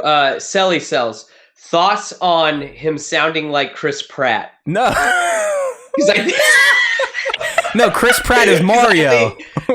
No, Chris Pratt's Garfield. Chris Pratt is Grogu. How's he not? Could you imagine? Oh, dude, nice one. I like that. That was a good one. He is not the internet's favorite Chris. That's for sure. Oh, that was great, man. So I'm okay with it. Again, he's got to be talking at that point. Yeah, please. And, yes. And then two, I think at this point he's also probably kind of sealed the deal on his Mandalorian heritage too. Him being a foundling, so he's actually kind of like a. Well, dude, he's been promoted to apprentice. Remember, by the end of season 3, he is now Din Grogu. He is an apprentice. Exactly. So, I mean, is it Pre Vizsla? No, or is it Paz Vizsla? Tar Vizsla. Tar. The first one.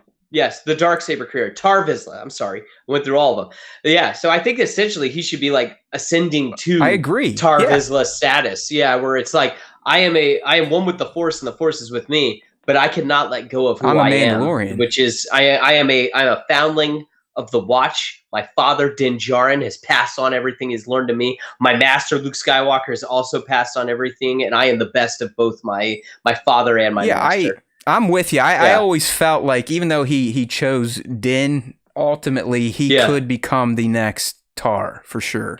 Yeah, if he wanted to, it'd be great to see a little green thing kind of running Mandalore. It'd be hilarious. Exactly, and like think about what the helmet looks like. Oh, it's awesome. It's got the ears sticking out. I mean, I'm sure you've seen mock-ups. The toy community has printed some for the Grogu figures. Yes. They look fantastic. Yep. Absolutely fantastic. Yeah, definitely. All right, Seth, let's get into some of the predictions we made then. So these are things that we thought that the writers would do, and I think these are just as bad as our one. So here we go. Okay. We predicted that Omega would be the lone survivor of Clone Force 99, as I think most other people kind of guessed.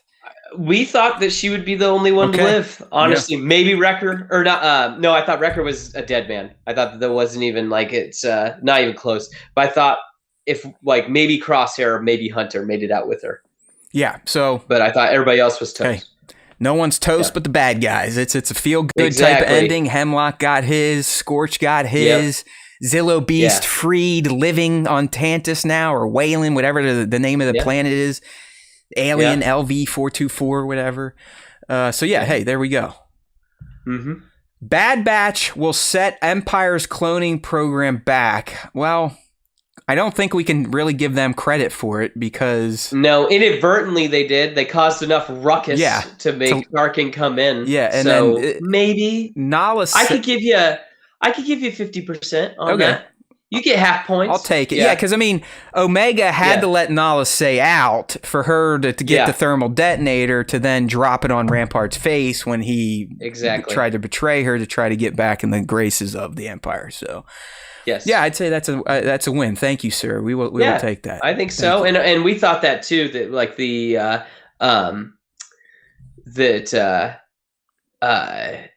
they had to set all that back because it's not working. It never works. Even exactly. And there's still what's his name? Hux's daddy talked about in the Mandalorian at the Shadow Council. He's like, "Yo, Project Necromancer, what are you doing? Still Gideon? Trying to work." Yeah. And then when you see Palpatine's clone, it's all decrepit and everything. It's still not working. Yep. Yeah. So look at Snoke. It's still not working. So yeah. All right. We predicted, just knowing how Star Wars writers can be, we predicted that Tech would be resurrected, and thank goodness we were wrong on this one. Thank God. Yeah. I am all about that. And I loved the 2 times they used his glasses. The one time when they were going to leave Pabu and they left it in the relic room, and then when Omega leaves, it's one of the trinkets she sets on her dashboard. So I think that was which is nice because it's like one of those things where her dad's always with them. So always with her. I am glad that the writers stuck to their guns, kept this dude dead. It was a fine death. Tech essentially, like Crosshair this season was kind of the focus with Omega and him learning Tech the same way last season. Then he paid for it with his life. It was beautiful. Exactly. And because, again, death has to have meaning. Yes. Because how else would you use it as a story tool?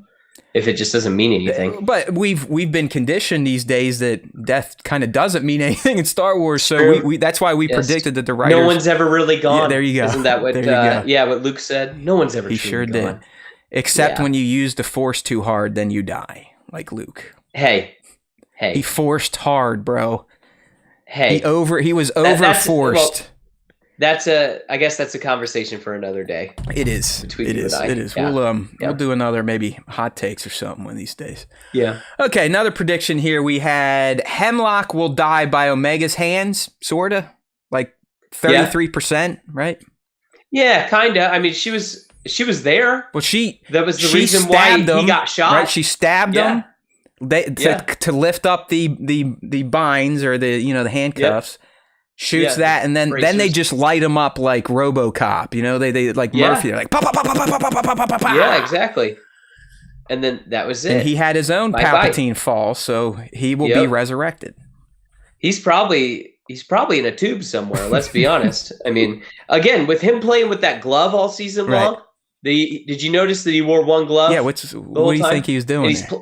He's playing with it. I don't know. I thought maybe he's a clone himself. Maybe he's giving himself a little extra juice. Yeah. We were thinking, what if he's trying to make himself like Super Skrull or something like that, where he's got all the Batch's abilities, like he's gathering blood for, kind of like what Gideon's doing. Like Gideon's cloning himself when he should be working on Necromancer. Cloning himself, shooting it with Force DNA. You don't know what that guy's doing. That's what I'm saying. Like, so he's trying, like he's the proto that, where he's trying to mix clone DNA. Clone abilities and stuff like that, where it's like maybe he's trying to give himself super strength or try and get himself good marksmanship or a keen senses. I just figured he was extra creepy and he liked to keep that hand nice and soft for his alone time. Maybe, I don't know. I mean, I worry about my hands. I don't want them to get mangled. Goodness. Hey, we got one here from Sir Django. I want to tackle.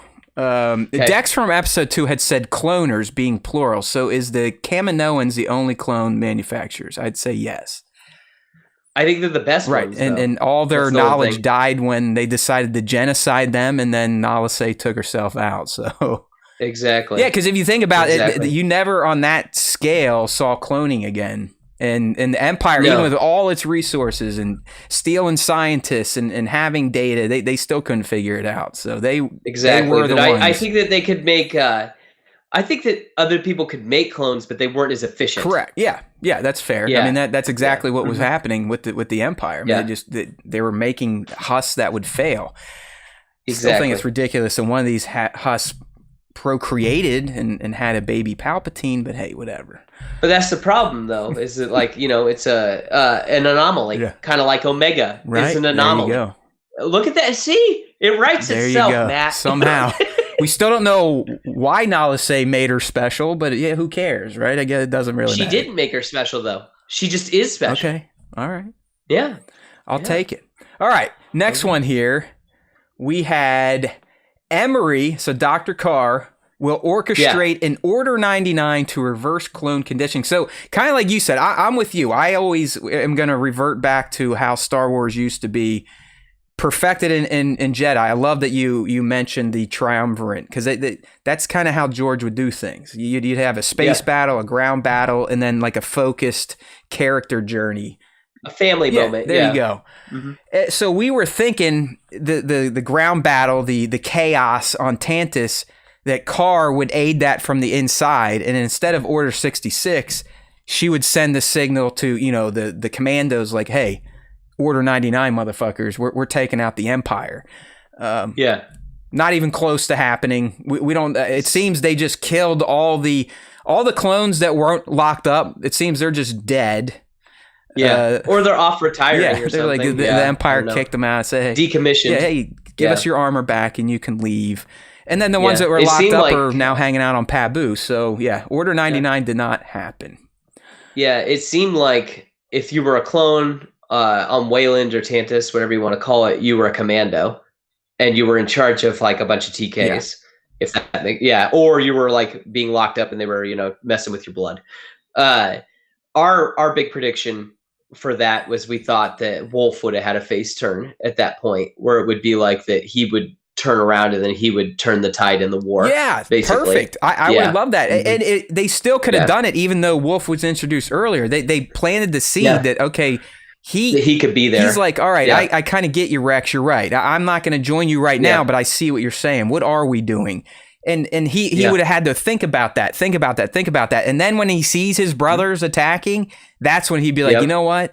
They're right. Rex was right. Screw this. Yeah, exactly. I'm with you, man. Mm-hmm. Hello there, Ben Rye. Hello there, Sir Dork. Welcome to the Seth Show. Stop that. Hey, it's been fun, man. Hopefully you're having a good time. We still got some more to talk about. Yeah, I'm doing well. I hope I'm keeping you, or I'm making you proud. No, you're fantastic. Like, fantastic.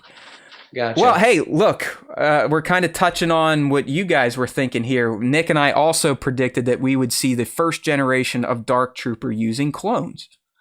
Mm-hmm. Like their brains in particular. Wasn't that kind of, they were like jamming clone or organic material into exoskeletons? Yeah, I just figured that they would be like the husk of the Dark Trooper, where it's like, all right, we're going to use, one of the best fighters ever, Jango Fett, and then now we're going to, kind of make them like droid-esque, where they just listen to orders and everything. There is no humanity left in them, but the husk is like this already perfect fighting machine, basically. Like I said, maybe that musical motif was in there, so we could almost take this. But looking at this graphic, I mean, this obviously isn't canon. I think it's Legends, but the Dark Trooper Zeros they looked more like a protocol droid, almost like what's his name? Who's the medical droid for the Rebel Alliance? Damn it. B2? Yeah. No. Wasn't that his name? Or B? I think you're right. Or B something like that. B something, that works. The guy that helps Luke in the back to tank on Hoth, that dude. Yeah. They're more built like that. And then they start to get those broader, wider shoulder looks up until what we get in the Mandoverse. All right. So we predicted a tease of cloning shit. This is how we had it written. Okay, so I don't want to take anything away from the fans. 2-1-B. Thank you, Sir Jango Fett. 2-1-B. Okay, yeah. I thought there was a B in there. I couldn't remember. So we said we wanted to see a tease of cloning shit moving to Exegol. Yeah. Didn't happen because you alluded to in the comics, Palpatine has been chilling on Exegol for decades before we see it in the Rise of Skywalker. I mean, he had all the Star Destroyers there before Return of the Jedi. I mean, I know, and they're going back there now in the comics. Oh, no. Vader's on his way back to Exegol. No. Like, so stupid. So yeah, we didn't get any. All we know is they blew it up, and then Tarkin took the budget. Yep. So who knows? Maybe Palpatine already had his sister site set up. How's that? Yeah. Next prediction here, Commander Cody's fate decided. Yes, it's wide open. We'll never know. So, nailed it. Nailed it. Yeah, we've talked about him ad nauseum. Yeah. Good on him. Yeah. Ultimate fate of clones decided through mass extinction or reprogramming. That's a big no. Yeah. Yeah. I thought that there would be more death in order for Palpatine's plan to be destroyed. Yeah. And I think that, that kind of like only like really Nala Se and Rampart died. And then, it is kind of wild that Hemlock. The Empire essentially, by choice, left millions of Jango Fett clones to just mill about the galaxy. Yeah, I know they had accelerated aging, but I was gonna say, in not too long they're gonna be too old really to do anything. Rex was contributing mightily by the time of the hardcore Rebel Alliance. So it's true. Allegedly, we don't know what exactly he put on. Some scout trooper armor. We don't know what else he did at the Battle of Endor. I know we all go with the old guy as Rex. I think they try to call him a different name. Yes, I was gonna say. Have you ever watched the Galaxy of Adventures? Oh yeah, the YouTube shorts? Those are excellent. Yeah, and I was gonna say the one that talks about the Battle of Endor. He's that character is wearing Rex's gauntlets. Yeah, come on, people. Yeah, it's him. Dave, get over yourself. You're not fooling anyone at this point in time. Yeah. All right, and the last prediction we hear, Nick Sant. That's Adam. You got it, Adam Gilbert. That's the character's name, Nick Sant. Nah, it's Captain Rex. That's right. Get out here. Get out of here, Nick Sant. Jolly old Saint Nick. Last prediction here. We've talked about a million times. Boba and Omega unknowingly cross paths. Why would we do that? Nope. They're only the Alpha and the Omega. Makes too much sense. Right. Yeah. Even look how cool his helmet was back in that era too. Come on. I can't see it. Oh yeah, so just pretend you remember what it looked like. Yeah, I know. Okay. I forget that you can't see. Yeah. All right. So hey, there we go. That's the Bad Batch retrospective. Seth, do you have any others that we didn't cover from Beyond the Dune Sea? I think that we hit all 8 of them. I think so, because I those were the big talking points that were like, oh my gosh, is this going to happen? Yeah, because we talked about the path and we talked about Omega being gone. I think we're excellent. I think we're good to go. Well, it just goes to show you how our shows, like I said, connect through the Force. Yeah. It's true. We are good at this stuff. Yeah, exactly. Brother, sister shows, family shows. I don't know, however you want to call it. Yeah. Yeah, I've done pretty good today. Yeah, usually the show's a bit more rated R in terms of the language. Oh. Yeah, but I can do it. See, I'm a big boy. I'm a real boy, as they say. I like that. That you don't get me all worked up like young Nick does sometimes. Because young Nick does. I think because you're still somewhat positive about Star Wars. Where Nick, it's hard to get him excited about anything anymore. And I think that gets me just scorned by Disney. It's not even Disney, man. I think what did him in, he's explained it before. It's how negative the fandom has gotten, and it's just kind of wore him down. He doesn't even... hey, no one hates Star Wars more than Star Wars fans. Well, we call them quote-unquote fans, because I was like, why do you watch something that makes you miserable? I don't understand it. I don't. I don't willingly watch shit that makes me angry. I can't. Yeah. I'd go nuts. So. Yeah. No, I got you. What a kind of a sad existence. Yeah, exactly. They're looking to be recognized. They need their buckets filled, as they say. Yeah. Life's too short. All right, Seth, we're doing. Are you all right on time? You need to get out of here anytime soon. I can chit chat a little longer if you'd like to. Let's do this then. I do want to do at least one hot take each for the Acolyte. Then we'll get into the fan segment to wrap the show. So okay. Since you're the guest, I don't want to put you on the spot, but do you have an Acolyte hot take we could analyze real quick? I think that who plays I'm sorry. Is it who's the actress that plays Trinity from The Carrie Ann Matrix? Moss. Carrie Ann Moss. I think that she's pretty much in one scene in this, and we've seen it. I think I think that's She's it. in at least two because she's in a flashback. Yeah, because I mean, Okay, and that's it. I think that's all it's gonna be. And yeah, that's she's. Yeah. I don't know if we can necessarily call her the MacGuffin, but she's definitely going to be the. I mean, she's the thing that dies, Right, that gets everything rolling. Exactly. Yeah. So she kind of is. Yeah, and I don't know if that's considered a hot take, but I just don't like that the trailers have already spoiled that, basically. And I guess I think it looks too much like Game of Thrones. So at this point, or like House of Dragon, it really feels like that. So I'm hoping that it surprises me, and it doesn't. It's more than that, because it feels like it's kind of cosplaying as House of the Dragon. Yeah, I mean, I don't know. I'm very excited for this series. I think it has a ton of potential. Yeah. It's in a brand new era. Yeah. We don't have to worry about anything Skywalker touching it. You know, it's a blank canvas. Yeah. It's almost like going back to 1999 and watching Phantom Menace. That it's completely new. So I'm down for it. Hey, look at this. Diamond Figs, we appreciate you, brother, and that super chat. Love you too. Looking like a petting zoo out here with these goats on screen. Get some. We appreciate all you joining us, watching us too sit here spit our Star Wars. All right, we'll take that as a hot take. Here's mine. Mm-hmm. The Acolyte is going to be I'm going to get beat up here. The Acolyte's going to be the best Disney Plus series yet. Better than X-Men 97? Star Wars. Oh, okay. Huh. So better than Mando, Kenobi, Book of Boba, Ahsoka. Which one's your favorite right now? Probably got to stick with Mandalorian. Okay. Overall, season 1, season 2, definitely better than 3. Okay. So you think Acolyte is going to be better than the first and second seasons of Mandalorian? As I said, it's a hot take, and it hurt me to say it. I'm just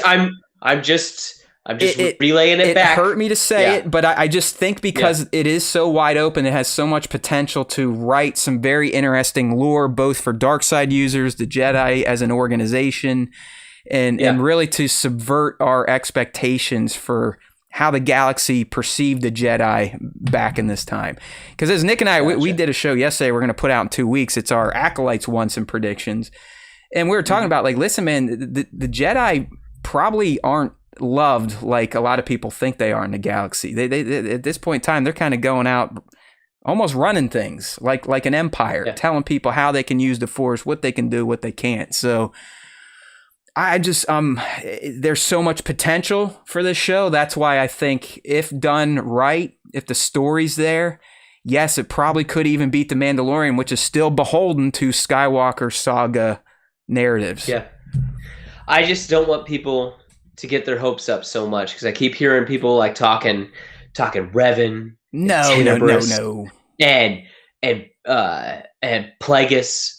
And even I've heard Abeloth getting thrown because around of the mask.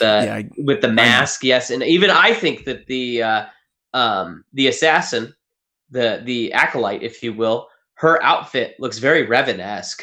Like her breastplate, and she's got like her waist with like the stuff hanging from it. Like it looks like very similar to, maybe she's a Revanite of sorts. But I am already bracing myself that this is just going to be all new. That they aren't going to really tie into anything. Yep, I think that's. And I'm afraid that people are going to get too fired up and too like looking for stuff, looking for threads.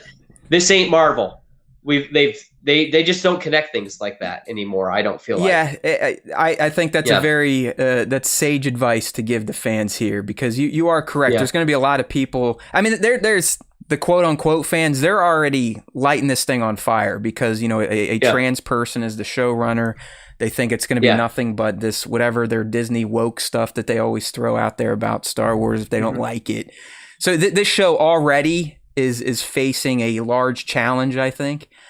But yeah, you are correct. So I don't know. I'm high hopes. I'm gonna be positive about it. I always am. I always go into Star Wars positive. This is one thing in life I can't be negative about, because I'm negative. I'm a pessimist for the most part. Well, why? why go into something negative? There's always a silver lining. There's ask always the something fans to like out there, about it. man, that are putting up all these hate videos like this is gonna blow just from like screenshots. Like this is woke trash. Like, okay, why? Because what the lead character is a female and a person of color, or do you know something about the story that we don't? So yeah.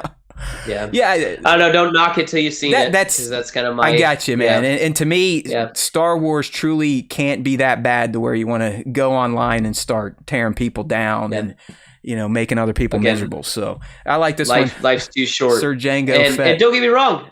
After you get done watching stuff that you can not like it. I mean, Connor loves Kenobi. I think it's fine. Yeah, you do not. Yeah, I think it's fine. And I have my reasons. It's not like I just hate it. No, there's reasons why I don't like it. So I don't know. Life's too short. That's why you are a great person to listen to and watch on at Beyond the Dune Sea, because you guys can actually have adult conversations, varying opinions without hating each other and punching down at people. So I agree with you. You can be a major Star Wars fan and still critique it. Doesn't mean you hate it if you critique something. Mm-hmm. It's an opinion, people. Look it up. It's true. We used to be able to have opinions, and people understood that they were opinions, not facts. But that's broken. All right. Sir Django Fett, Jedi Chitara will be the star of the show. That's right. Jackie Lawn, played by Daphne Keene, is our Jedi Chitara. She does kind of look like it if you don't know what we're talking about. All right. Yeah. There's our hot takes for the Acolyte. If you like this type of talk, don't forget, 1 week before the Acolyte hits the airwaves, so June 4, we will be dropping a show on May 29th. Yeah, May 29th. Nick and I pre-recorded, kind of like the Beyond the Dune Sea team does. No skit, so don't get your hopes up.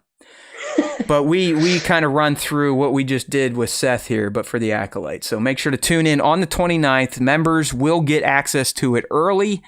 It will hit the public, though, on the 29th of May. That will be our Acolyte wants and predictions. All right, Seth, we are rounding third on our way home of this episode of the SWTS, and you know what time that is. It is time for the fan segment. That is correct. We are the only Star Wars fan podcast out there, live stream, whatever you want to call us, that has a weekly dedicated segment to the fans. So if you're new here and you want to play along, we'd love for you to come back. We do our stuff Wednesdays. They do their stuff Fridays. You can share between the two shows. You can do it. I have faith. Plenty of Star Wars for everybody. I have faith. Give young Nick a chance. See what you think about him the next time he's back. You never know. I already told you. I hope I'm doing as well as young Nick. I mean, if you want honest feedback, you're doing great. You are someone listen, we're having a conversation. There's not awkward pauses. We do not have dead air, so I couldn't ask for anything more than from a guest host. So, Seth, you are a true professional. All right, so anyways, our fan segment, there are 2 ways to get involved. Well, really 3 these days. We do our Ask Us Anything early in the show, so look for that on Instagram. I think we throw it up on Discord maybe. Who knows? It's somewhere on our social platforms, maybe even YouTube. We also have the question of the week, which we post on Instagram, StarWarsTime.show. We throw it on our Discord. We throw it on our YouTube community, and we ask fans something about Star Wars, and then we read their replies. And lastly, you can be honored, somewhat worshipped, with the final segment, the fan segment, and that is our weekly top 5 Star Wars fan artist features. To get involved there, you got to use hashtag Star Wars Time Show on Instagram, but more importantly, you have to do tag at StarWarsTime.show. That's where young Nick looks to make his top 5 picks every week. All right, Seth, so we always start with the question of the week. Let me go ahead and get some screens switched around here, and we will read these and see what the fans were thinking about the question. No, I do not want to download it. Thank you, though, for the opportunity. So, Seth, we asked, what's one thing you are looking forward to in The Acolyte? All right, let's see what the fans had to say. Luckily, there was not a lot of nothing, I hope everyone dies, Disney's woke, Disney killed Star Wars. We actually got some decent feedback, so here we go. Coming from Clone Wars 501ST. I wish I could read this here. Opposite of Andor. Sorry, I just didn't get that show, but The Acolyte gives me hope. The trailers look great. And before Matt I like has a that rant guy. at me, enjoyed all the other shows live action animated. Don't worry, Clone Wars 501, I'm not going to yell at you for not liking Andor, because my good friend right here kind of felt the same way. It's okay. I get when people don't like something, and I can accept that. It's not. It's a skill that I'm has with been you, lost. buddy. Let's have the mysticism in Star Wars. Yeah. Let's make it I want that fantasy in space. Screw the politics. Yeah, or that it's like a hop, skip, and a jump from Blade Runner. Visually, It's a for guy sure. in a coat walking Visually, around for being sure. angry. Oh yeah. Yes. All right, this one's coming from Kill Cutter Photo, and I have to say real quick, Kill Cutter sent, I think, Seth, he's an amazing toy photographer. I think he sent 4 or 5 of his works of art to SWTS HQ. I got to get them framed. I'm going to hang these bad boys up. I got the one where I think it's Vader versus Hulk, cutting the Hulk's arm off. Luke versus the Yeti from the claymation Christmas Tale from like the 50s. That's a fantastic one. And then Grogu. Okay. Like the Rudolph special? Yes, exactly. Like that version of the Yeti. Like that goofy looking, like, blue face guy. And then what the hell was I talking about? I forget. Oh well. Kill Cutter. The Grogu soothing the T-Rex from Jurassic Park. Fantastic stuff. Oh, okay.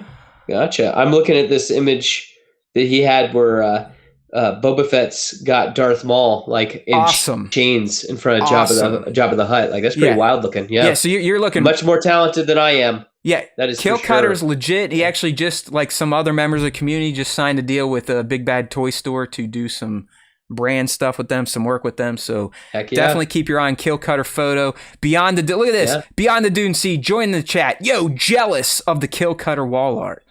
Well, hey, Connor, you just got to be a douchebag like me and call people out on your show. Sometimes they'll send it, sometimes they won't. So, hey, listen, we do a lot for the toy people. I never am asking for anything, but when they do share their work with us, it's fantastic. It's better, it's better than YouTube paying us thousands of dollars a show. I'm being dead serious. I love when fans recognize us and let us know that, hey, you provide a little bit of entertainment for me today. That's all that matters. You're building a community. That's right. And that's just as cool as money. Someone should let Tarkin know that. As one of the fans said, it's a peculiar community, but it is a community that we love. Okay? Yeah. All right, so here's what Kill Cutter had to say. New stories with new characters we haven't seen before. Fire emoji. Yes. Our buddy Sir Dork, who is now Sir.Dork on Instagram, just seeing the High Republic in live action. I personally enjoyed the first 3 adult novels in the High Republic era, so seeing how the Jedi act and hold themselves in this era will be super interesting in live action. My guess is they're going to look even more arrogant than we see them in the Galactic Republic, but we shall see. Well, they have no reason to lose. Like, why They're not awesome. be arrogant? Yeah, they've been kicking ass. They probably haven't gone up against anything that's ever given them a whole lot of trouble. Yeah. Nail, who cares? Dranger, who cares? No big deal. Yeah. They even have like those regal white and gold robes they only wear in the temple. They have their brown and yellows that they wear outside the temple. I mean, come on. These people are full of themselves. And I think that's what Leslie is going to show us in The Acolyte. Okay. 2797 Studios. Pretty simple for me. New Star Wars content. I'm down. I am down. Never a bad thing. Do you feel like things have gotten a bit oversaturated, or are you good with kind of the cadence they've had, like 2 or 3 series a year, no movies since 2019? I'm okay with that. I think that Star Wars actually works better. I think it works better as like a serialized show because that's what inspired George. I mean, that's Flash Gordon. Yeah. So. Yep. So I'm okay with that. I think that let's be honest. The movies kind of need to sit back and lick their wounds. I want them to really come up with a good story rather than just like pumping stuff out. Like I want quality over quantity. Well, our 2 Mandalorians will be kicking that off for us. Yes. May 26th, I believe. So we'll see. Yeah. We'll see if the Star Wars movie magic can return. Yes. All right, we got a few more here. Seth, Mando mugshots. Russian Doll Season 1 was excellent, so I'm excited for this story. A little apprehensive as I'm not a fan of some of her politics, so just hope she doesn't use this as a vehicle for activism. Okay. The trailers look okay, but really wish they would get Nick Gillard back for the choreography, as the fight scenes look lame, as in most recent Star Wars shows. All right. Well, yeah, not bad, Mando mugshots. That's better than some people that accuse Star Wars of being just activism now. I don't get that. Do you? Well, I mean, the whole, like, okay, I think, gosh. Is pandering a better term than activism? I don't want to get too deep on this, because I think that, like, George clearly had ideas that he put in those movies. I want to make it clear, though, and this, George is on record saying this, the rebels were the Viet Cong, okay? Does everyone know that? Well, I'm not even going with that. I'm talking with, like, you know, that, like, even the spiritual side of things, that he kind of had that, like, those ideas of sacrificial love, and that's important. And it's like, I think that is, like, concrete ideas to humanity that he put into these movies, that, like, I think even at that is super important. So I think that, like, I've always seen Star Wars as a teaching tool, that, like, because again, it's attractive to young people. You saw it when you were young. I saw it when I was young, and we were drawn to it. But I think that, like, there's some good moral ground in there, if that makes sense. So I think that Star Wars needs to be treated with respect. That, like, be careful what kind of message you are putting in with your characters. Does that make sense? Yeah, 100%. I feel like that's I guess that's as far as I go with that. If that makes any kind of sense. Blame you. It should be sacred. This whole thing's a touchy subject, like getting into woke or not woke. What does that even mean? Well, I'm not even staying away with that. I'm just talking about the idea of just that, like, again, you should be careful about what you decide to put. You have a platform. You should be careful about what you're putting out into the ether, and again, I think Star Wars means a lot to a lot of people. So I think a lot of people look to it, whether it's, you know, escapism or you know, looking up to your heroes. I think it's a beautiful show of, like, what to do. Characters doing the right thing even in the darkest times. So yeah. But I think all media is kind of sacred in that sense, that, like, you know, these ideas of, like, Batman or Spider-Man, like, these are larger than life characters and, like, things that we strive to be. I think that people, I don't know about you, in my day to day, sometimes I do strive to be like Luke Skywalker. I was going to say, I always wanted to be like Luke. So, I mean, I wanted to beat up my dad. I always wanted to be like Han. Stuff. Yeah, I always wanted to be like Han, but I'm not that cool. So, yeah. I don't know. Like, maybe it's the wrong term, and I'm not necessarily even picking on Mando mugshots, but I have seen this activism label be put out on Star Wars shows that are led by women, and I don't know where they're trying to get with that, if that makes sense. Yeah. Is it because they're girls and you don't like that, or is it because they're not straight? I don't know. Like, are they worried they're going to see, like, LGBTQ stuff in Star Wars? Is that too far? I don't know. So.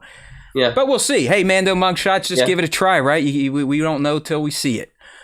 All right. Yeah. League of Extraordinary Sixers. With this new era of Star Wars, I am hoping to see more force pull / push and acrobats. It's the one thing is missing from the live action that we get so much of in the animated versions, plus the lore and mythos around this era and how it connects to the rest of the universe. With Ahsoka being so physical in her force abilities, there was a hope that we would see her athleticism in live action. There was very little of it, and it was a bit of a letdown for me in that respect. Let's hope for season 2. I think we're going to get some of this wushu, right? We've already seen it from the trailer. I mean, it's very Crouching Tiger, Hidden Dragon-esque. Definitely some force foo happening, I would think. And I mean, let's be honest, that, like, that is the difference in switching mediums. People can't move like how they do in the Clone Wars. It looks kind of goofy, that if that makes sense. So I can kind of see why, you know, Rosario didn't move like how her animated counterpart did. Doing like 85 twists in the air before landing. Exactly. Yes. And again, it's I'm reminded of the Revenge of the Sith video game with did you ever play that? The one on, like, Xbox? Oh yeah. Yeah, that mirrored the story sorta. Yeah, the movie. So, like, in the movie, Anakin jumps off that thing that's going over the lava waterfall, and he lands on that little droid, and he barely makes it. You know, in the movie. But in the video game, he's like going over and then jumps and then lands on the thing that Obi-Wan's on, and then they start fighting again. Like, it is like a feat of like, it's like, oh my gosh, maybe Obi-Wan can't beat him. And I'm really sad that got changed from video game to movie, because I'm like, that is just like, dude, beast mode. He is back. When you thought that, oh, this is it. He's going over. Yeah. Like, this is how he gets burned up. Yeah. Oh no, we got, he truly is the final boss. Yeah. Force running. They just forgot to do it after the Phantom Menace. They forgot how to use Dude, I think skill. That's just weird clipping. That honestly, I think that's something about that with the explosion and that they weren't there. And honestly, that's what I think's going on. But whatever. Yes, it is weird. I think that it is like road runners. I think that it's like a missing frame or something like that. Oh, I love it. All right, Seth's waiting for the Phantom Menace special edition, courtesy of George Lucas, re-released in theaters with new songs. Hey, if he came back out and they let him do special editions of the prequels, are you telling me you wouldn't be like, dude, heck yeah, of course I would. But I would be, dude, I'd be front row to see like what. Because you know what? He'd come in there, he would take out the celebration of Naboo and replace it with some like new song. I mean, you know he would. Hey, you knock that off, because that's cool, because it's the Emperor's theme. Like, that's perfect. That's the Emperor's theme. La la la. That's the Emperor's theme sped up. It's perfect. Yeah. Yes. It's already perfect. Phantom Menace, fucking love it. Favorite prequel. Yeah. It is amazing. I think it's like an 18-minute dissertation YouTube video on our channel about why TPM is the best and ROTS is the worst. If you're ever bored, go ahead and look that up on Star Wars Time Show on YouTube. Okay, Bango31. I'm excited to see an era of Star Wars presented on screen that we've never seen before. What will the ships look like? Will Coruscant look different? Wardrobes, etc. I hope we get to see more of the Jedi Temple's interior and in a rendering that doesn't look like a 2004 video game cutscene. Well said. I'm with you. Hey, blank slate, baby. Yeah. Let's see it. I want to see it all new. Reinvent the wheel. Straight. Because this is your opportunity to do it. June 4, 2-episode premiere.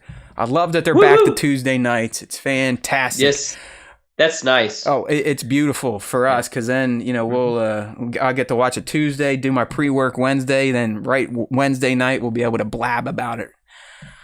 Although you guys get some time to simmer, more people are able to watch it themselves, so that there's something to say about the Friday drops too. Well, what do you mean? No, because I mean, like we normally. Like, we just started doing the live shows, but I mean, normally we film them on Wednesdays. Okay, that's how we started with Ahsoka. So, is that I'd watch it the night of, then I'd watch it I'd wake up early and watch it the night before, or so night before, then day of, I'd watch it again, and then write my notes throughout the day at work. Good. You should take notes. I do too. I can't convince young Nick to do notes. That's what I mean. Like young Nick, he's here, and that's, I think, part of his charm. So.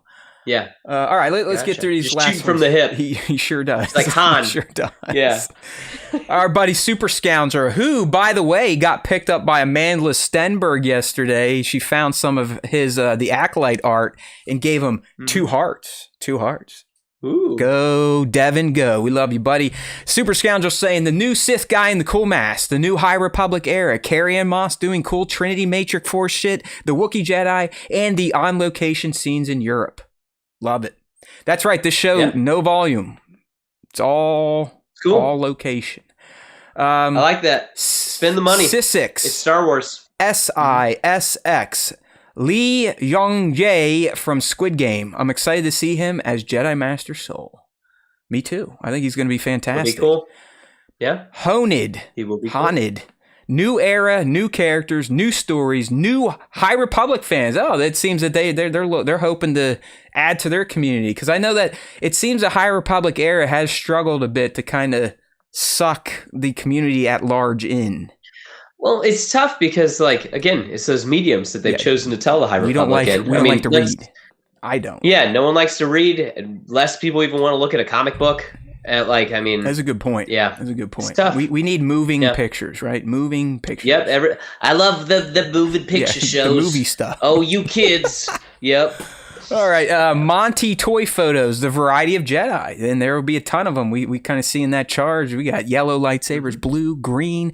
I think Vernestra has a purple. Yay! Oh, here's one: 501st.arc.trooper.5s. Nothing. Okay, fair enough.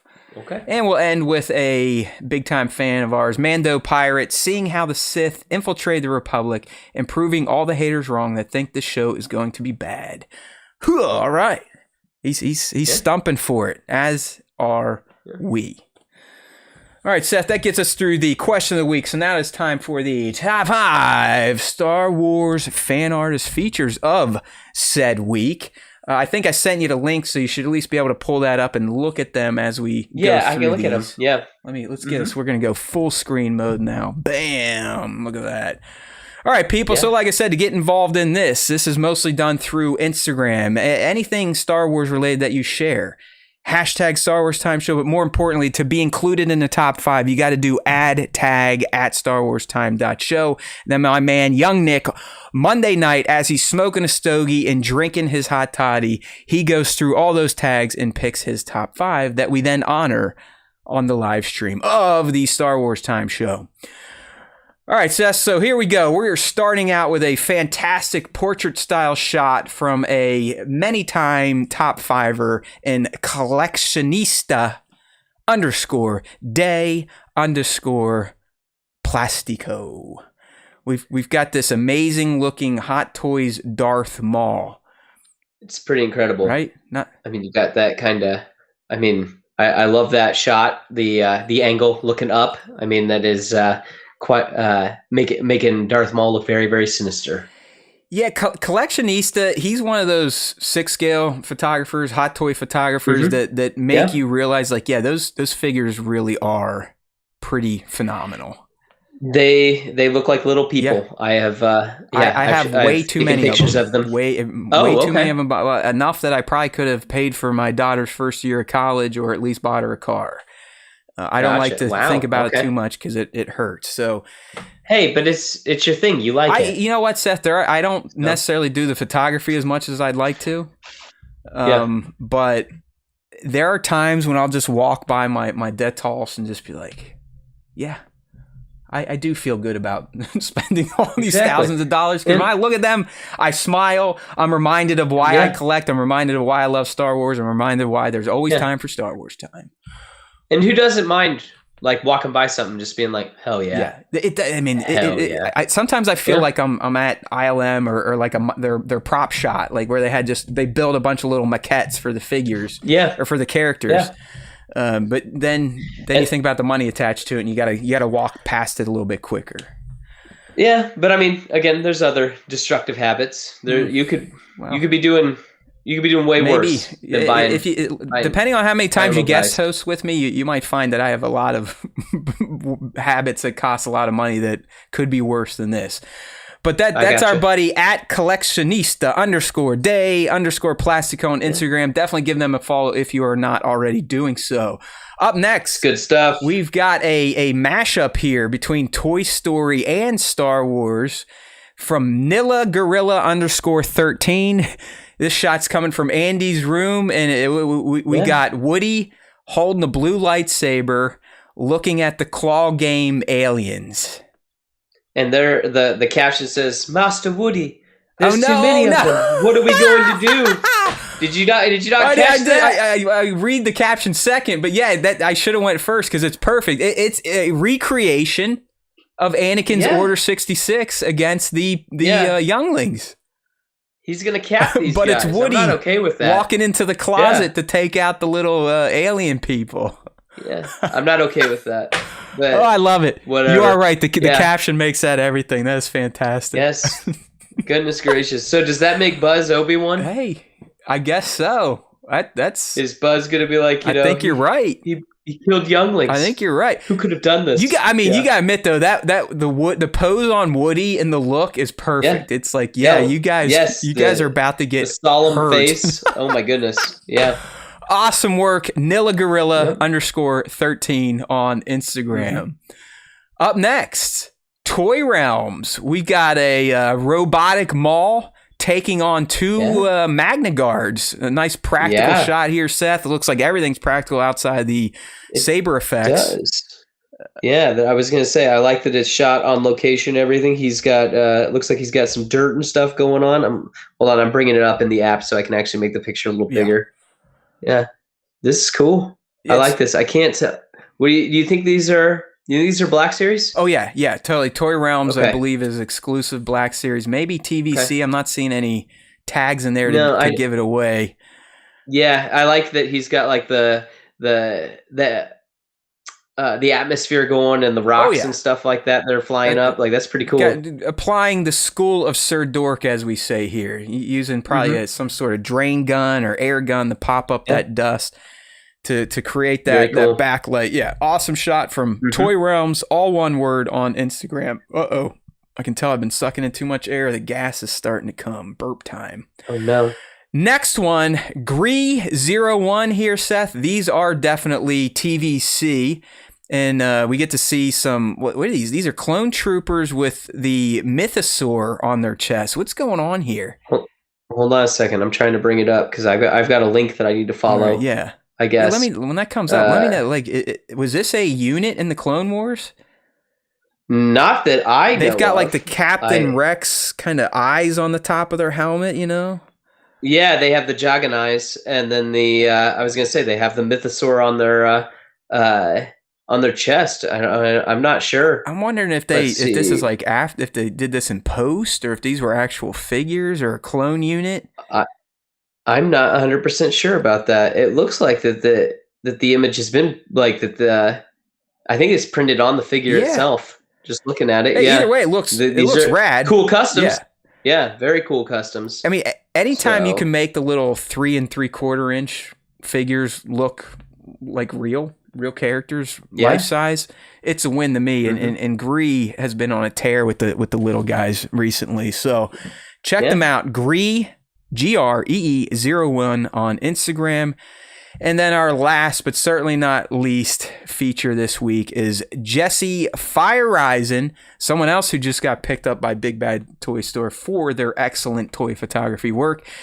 And what we got here, Seth, once you get it going, is an amazing shot of an Imperial incredible Star Destroyer. I mean, it looks like he was floating in space with a telephoto lens and took it live in his spacesuit. Yeah.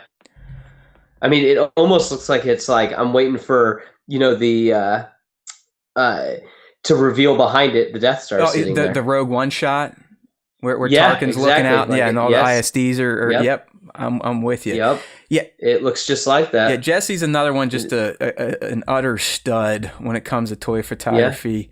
I believe is this Micro Galaxy or? Well, looking at his behind the scenes, I don't think this is a Micro Galaxy figure. I'm not sure what this is. Model, just maybe? looking at his behind the scenes, it's just like, wow. I mean, it's crazy. Yeah, I'm trying to. Here it's an old 15-inch long Imperial Star Destroyer kit from NPC that I built probably about 30 years ago. I think I have this in my toy archive where I have all my toys from the 80s and my dad's. I'm pretty sure we have this model kit. Star Destroyer? Unopened. It still has the cellophane on it.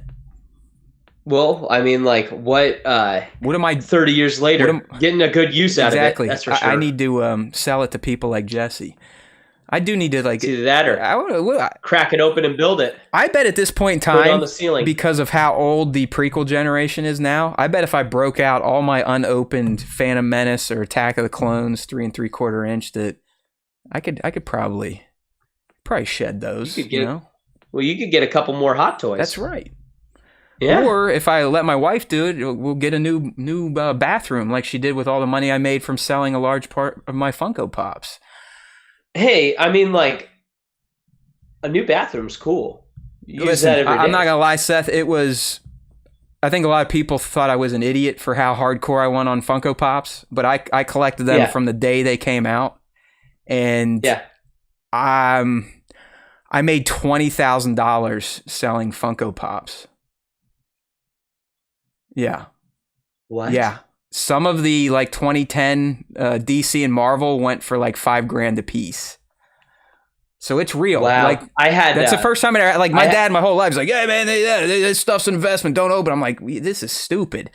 It is real. And these were opened and I was still making that money. Yes. Wow. I had one pop off like that, but not nearly that much. And like, I'm not kidding. Yeah. We redid, we put hard floors in one room and redid a bathroom with it. So it's probably the best investment I've ever made in my life. I think the average return was like 13%, which that's pretty good if you invest money in the stock market. So I'm not saying do it, kids. I got lucky. I collected early. And so people wanted those that you couldn't get. That's the whole thing, is it's got to maintain their value. Like that's one of those things. I think the bubble has nothing to do but burst with those things. So I think it's good that you got out when you did. Well, sadly, I still have my full Star Wars collection, but there are some. You didn't get rid of those? I kept the Star Wars. I mostly got rid of Marvel, DC, and the other pop culture stuff that Funko Pops got into. Gotcha. Okay. All right, well, hey, that's our buddy Jesse Fire Rising, all one word, on Instagram. Give him a follow. And Seth, that is that, my friend. We have come to the end of our program, episode 310, with my buddy Seth from @Beyond the Dune Sea, killing it over there in the co-host chair. He was a mighty fine Chewbacca for this episode. So thank you again for your time, my man. It really was great. I think you were perfect. Hopefully I didn't keep you too long. I did the same thing to Connor when he was here. I think we too did a 2.5 hour long show. It's okay. So I appreciate. I'm here for you, man. Well, that's what you asked. I don't want to take advantage of people's time. So I do appreciate you, man. I really do. And hopefully we do this again sometime. And maybe I'll pop over there again with you two, because I know I definitely had a fun time interacting with you both and your community, because it is different. We definitely have different followings, which I think is awesome. So here we go. That we always have fun out beyond the Dune. You sure do. So, every week. Are we getting a skit this week or not quite yet? Can you tease us, or would it be too spoilery? Connor, so I can say this. Connor had a youngling recently, right? I'm go watch Friday's episode. Who will explain more about that? The new baby Skywalker prop for future skids. Yes, exactly. But I'm not going to go into that. Watch the episode. Yes, that. So we're going to take it easy for a little while. Fair enough. Because again, those take a lot of time, a lot of effort. So we're going to take it easy a little bit. Let him focus on being dad. And that's the right choice, again, Connor. Yes, that I was going to say that the Adventures of Seth Solo, and I can't remember what Connor's last his character's name is. It's Connor something, but their adventures are not over. Good. So you have not seen. You know what, man? You guys are just going to build suspense. It's going to be like we haven't had a Star Wars movie from 2019. Beyond the Dune Sea is going to take a few weeks off of their skits, which only means the fans are going to be salivating for that one when it comes back. When it comes back, it's going to be fun. It's going to be an event, people. So make sure you are following Seth and Connor @Beyond the Dune Sea across the socials. That's their YouTube handle, Instagram, and I believe TikTok. Definitely give these guys a follow. They are stellar. As I've admitted before, I'm not afraid to admit this. I'm a Star Wars narcissist, and I typically do not let myself enjoy other people making Star Wars content, but I could not do that to Connor and Seth because I just really enjoy what they do. I love the skits, and I think they are good to watch with their conversations.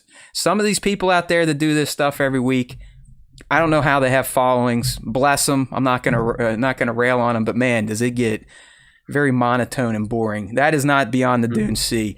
They are blessed by the SWTS. I know Connor says we're an inspiration. I don't see that. You're an inspiration for us because you're doing what I wanted to do way back in 2018. You're getting those. You're getting the con opportunities. You're getting the 300 viewers of your lives. I think it's fantastic, and I just hope it gets bigger and better. Well, thank you, but you stop that because I can vouch for that. That your name came up a lot when we were first talking about this, and you guys were an inspiration. Beautiful. So you stop tell you that and you keep doing what Connor, you're doing. I want you to make me a floating head on your broadcast. Like just randomly hit a button and have Matt's face pop up and maybe like go yab, yab, yab, yab, yab, or yub nub, something like that. Yeah. All right. Mm-hmm. All right. We got to get Seth home. He's got to eat some dinner. I got to eat some dinner. It's been a long time since I had my last meal, but we always need to remind you that it's always time for Star Wars time. I'm not kidding around. There's always time for Star Wars time. Your best place to get linked up with us if you're new is starwarstime.net over there on the internet. You can get all of our links to our socials, and we also put the show out on podcast platforms, all of them. We're on the Apple, Pandora, Spotify, you name it. Those drop a day after the lives. So please give us a listen, give us a watch. You can also hit YouTube on starwarstime.net. You can see some of the content we post in between the live shows. And don't forget, I grind. I put out at least a short a day. We will have a short a day as we take our 2 weeks off here. And we are going to have a pre-recorded Acolyte episode dropping on the 29th. So as I said, I'm not kidding around. There's always time for Star Wars time. And if you listen to the Star Wars Time show, the Force will be with you always.